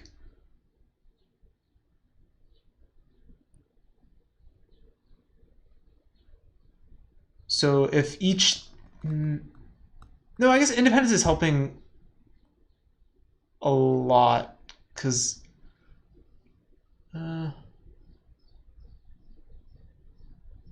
independence helps a lot in the regime where like p is not close to 0, and then the p is very close to 0 here, because like the closer the probability gets to 0, the more like, and they're independent, the more like it's very unlikely that you get 2 or 3 things at the same time. So I don't think independence is going to give us like the room we need.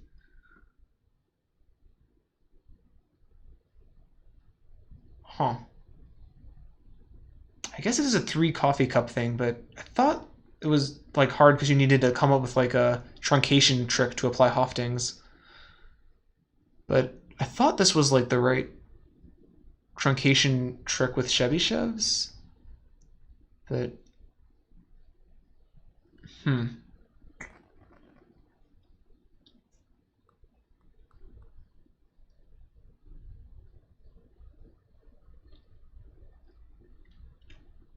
okay, so we square this and we sum over n things. So we should have an n squared here and an n squared here, but I want to get rid of this n squared. So no matter what, we need to sum over n things, so I need to like get rid of the dependence in n entirely and replace this with a constant. But if I replace it with any constant, thanks ETX000. Yeah, I don't know what to do actually, because I need to replace this with a constant, but if I replace it with any constant, then what this is like my c, so then we'll get 1 over c squared. So no matter how large the constant is, if I sample n things, n goes to infinity, I'll eventually sample one that lies outside of it.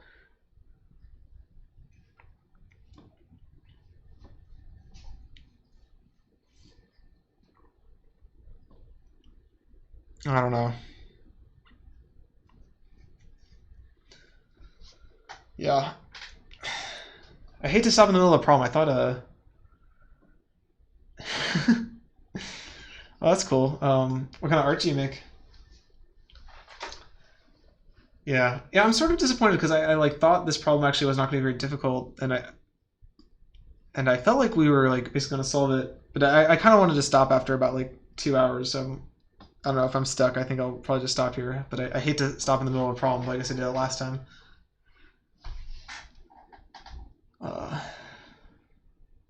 Almost through the second section of this chapter.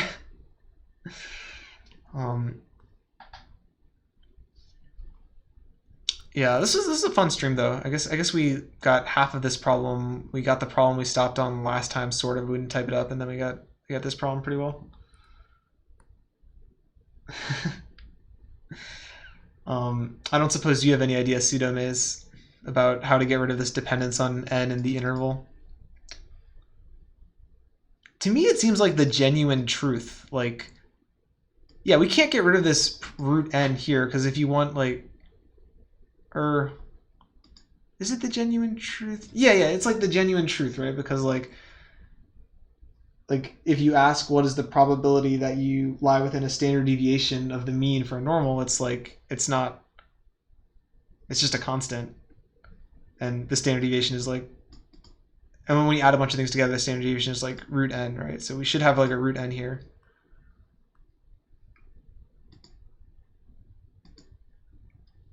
And it's the truth that we need to add up n things, right? So it should be n times n sigma squared. Yeah, like, so it just seems like the genuine truth that we should have an n squared here, but then then we get nothing. The n squareds just cancel. Yeah, I don't know.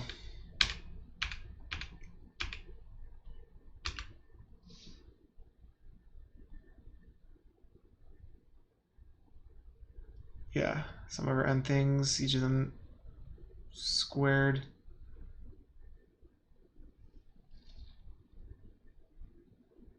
Maybe there's like some silly trick we can make where like we don't weight them all equally.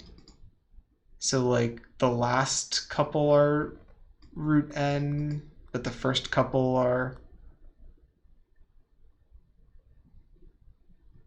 like constant or something. Yeah, I guess at the end we need to like have the probabilities be such that yeah, so we like let each of them lie in a wider interval, and then the last interval is proportional to this, but the first intervals are like constants.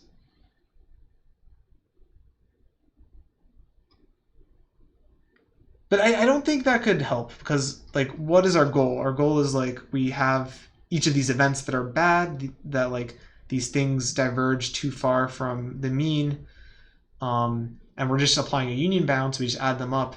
But then if we like square the bound, like I don't know, like a squared plus b squared is, oh, I guess a squared plus b squared is better than a plus b squared, which maybe is what this is about. I don't know though, but yeah, I guess I'm gonna stop here because I only wanted to go for about 2 hours. Oh, a question. ETA. What is it? What is this exactly? Physics, mathematics. Yeah. This is just math. So yeah, I'm reading high dimensional probability, which is a textbook by Verschinen about high dimensional probability. But I study random matrix theory, so it's very related to this. Yeah. Yeah, I like to make some art too, but I don't really like do like oh yeah, I guess I do digital art too, but I don't know. I'm sure you're like a I don't know. Let me show you some art that I made though. Since we're done doing problems. Let's see, where is it?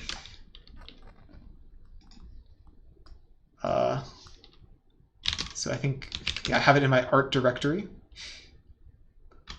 What art do I have? Okay.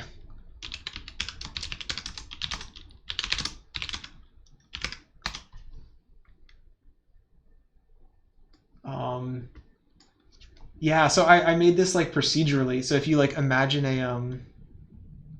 a point in the middle of the plane that's like just white. So of course on a computer, white is 255, 255, 255. And then if you imagine each step just taking like a step up, down, or right, and also taking a step in color space. So red, green, and blue all like increment or decrement by 1, and you do all those things independently and randomly, and then you run it for, I don't know, I think this is like 10 billion steps or something, then this is what you get. And yeah, so this is like exactly a random walk in Z5, which is, I guess, sort of closely related to like what I'm studying, and even like these problems with like Hofting's inequality. Like you might ask like, how far can you get? So in this one, I clipped it. So if you would walk off the picture, or you would like max out the color in either direction, I just don't let you. So it's not like quite a random walk. It's like a clipped random walk, but yeah, this is what a random walk looks like. Oh, and yeah, I guess I made smaller ones. So if you don't run it long enough to fill up the whole space, this is sort of what it looks like. And we can like zoom in on bits. Oh yeah, I should turn off anti-aliasing. I think it's in the some properties. Oh, that's image properties. I don't know if I can turn off anti-aliasing. But yeah, if you zoom in, you can see like it's very slightly changing colors each one. Yeah, I wrote a script that makes these. Yeah. Yeah, I've made like a few scripts that make like art, but this is the only one that I thought ended up like actually looking cool. The others, like, I don't know, were sort of lame, I thought, after I looked at them. Though another thing, I've made art that does this myself, but I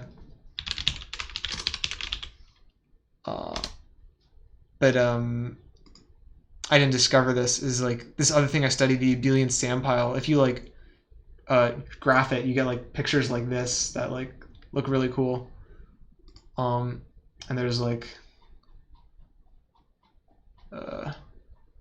oh yeah, I made one like this myself, but I guess Wikipedia has a better version.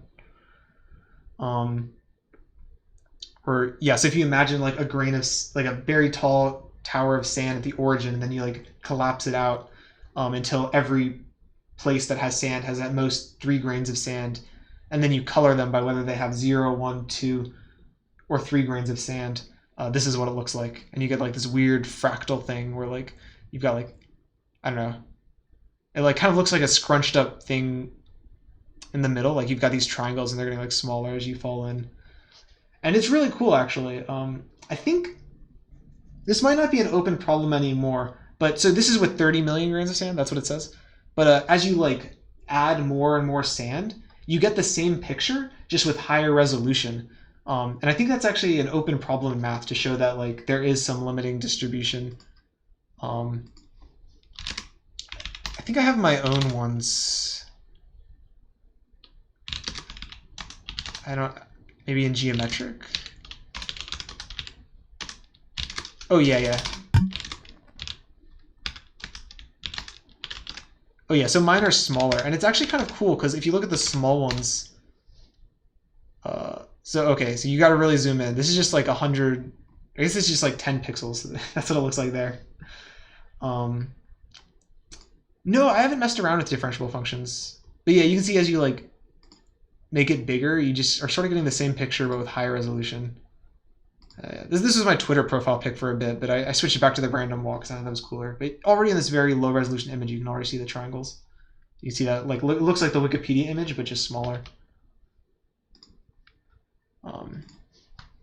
Yeah. I like machine learning art is actually pretty cool to me, but I haven't like actually played with it myself. I haven't really like played with very many neural nets at all. Oh, it's my Twitch image right now. Oh yeah, well now you know where it comes from. Oh yeah, I see it.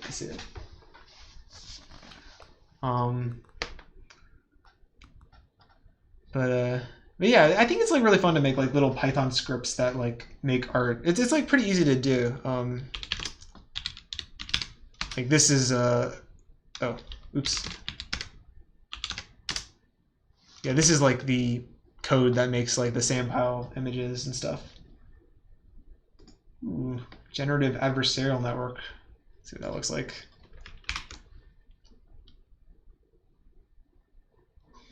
Oh, I thought this was going to be art. This is like a paper, or I guess there'll be cool images later. Or... Yeah, I've heard of GANs, but I guess I don't really know what they are. Should like learn more about machine learning. Seems like a interesting field. I always kind of feel like I'm like too late though. It seems like it's like so hyped up that like I should like learn something else that's less saturated. Oh yeah, I love Towards Data Science just for their name. Like we're not there yet, but we'll get to data science.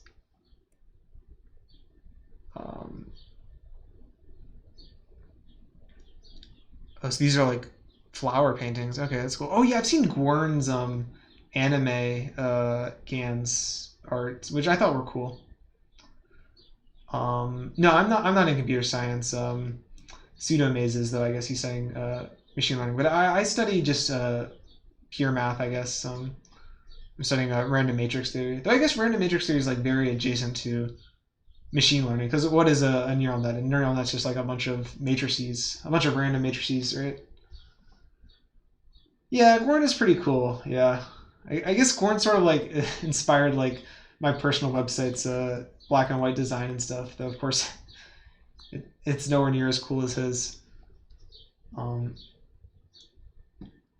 yeah, pretty cool guy. Sorry, pretty godlike guy.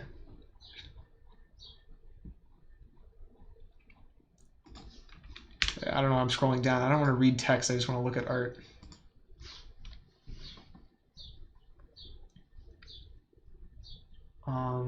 Okay. Wait for it. What am I waiting for? Oh, should I scroll all the way down? Is there something down here?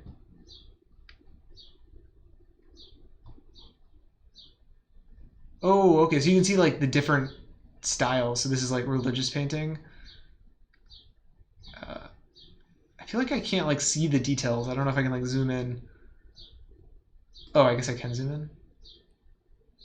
Not really. Okay, what's this? Artbreeder.com. So these are all made by neural nets.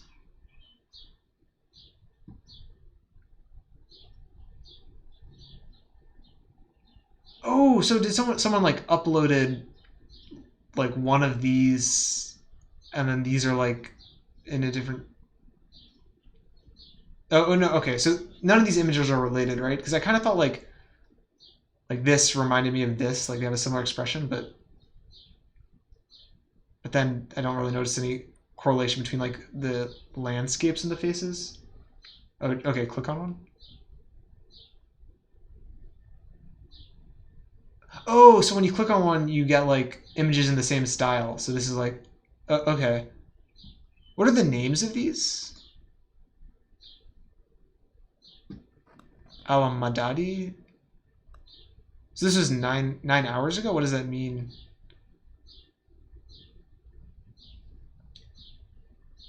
Oh, okay, so Gwern maintains this. Okay. Uh,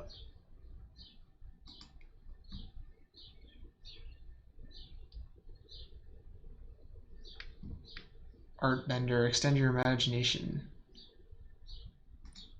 Oh, I guess I can start.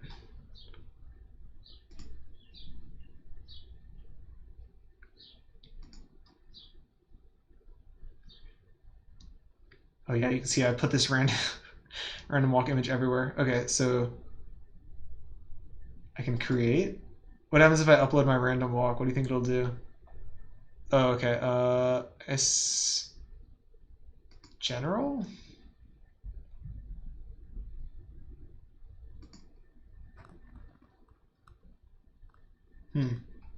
The stream is lagging, you say?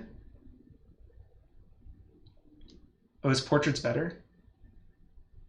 Yeah, I guess I can tell that like the stream's a little bit behind what I'm saying. Wow, I don't want to look at that too long. That's breaking my brain. Um, Wait, so what are the parents? So I like select parents or?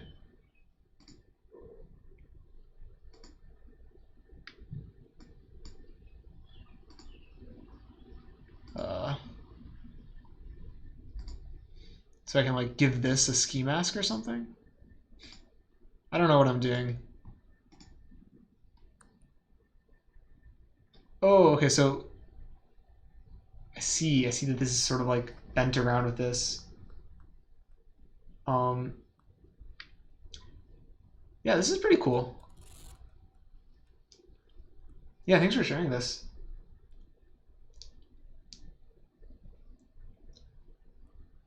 Okay, I think I'm gonna stop now for real because I gotta eat lunch. But thanks everyone for watching. This was a pretty fun stream. Oh, go to the main page. Okay, I'll go to the main page. You talked me into it. Where is the main page? Just click Art Breeder. Okay, something scary. Which one's scary? Top left. Oh, you mean the thing I just made? Like this thing? Okay, pick anyone with a face. Okay. Oh, and then like I can like make them weird. Oh, okay, I can like add facial hair. Oh, okay. And I can make them less happy. Okay, but how? Okay. It's okay. I was expecting them to look angry, but I guess that's certainly not happy. But then I can make them more happy.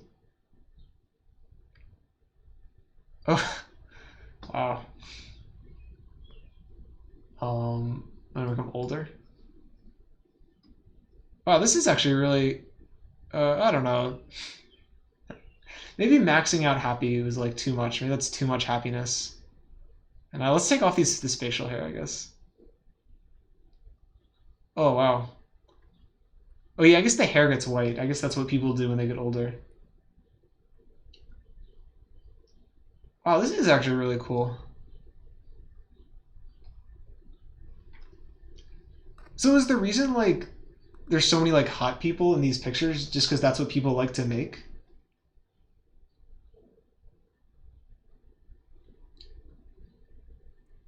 I can move style of an image into another. Oh, so like good art. Oh yeah. Crossbreed, select an image. And then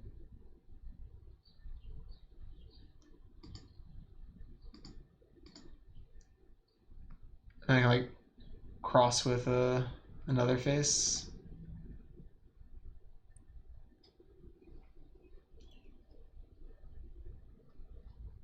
Yeah, I guess it is like the median of these two faces. Oh yeah, this looks sort of like a Jon Snow, or the actor Jon Snow, just missing half his hair or something. Oh yeah, this is a pretty cool project. All right, well, bye everyone. Thanks for watching.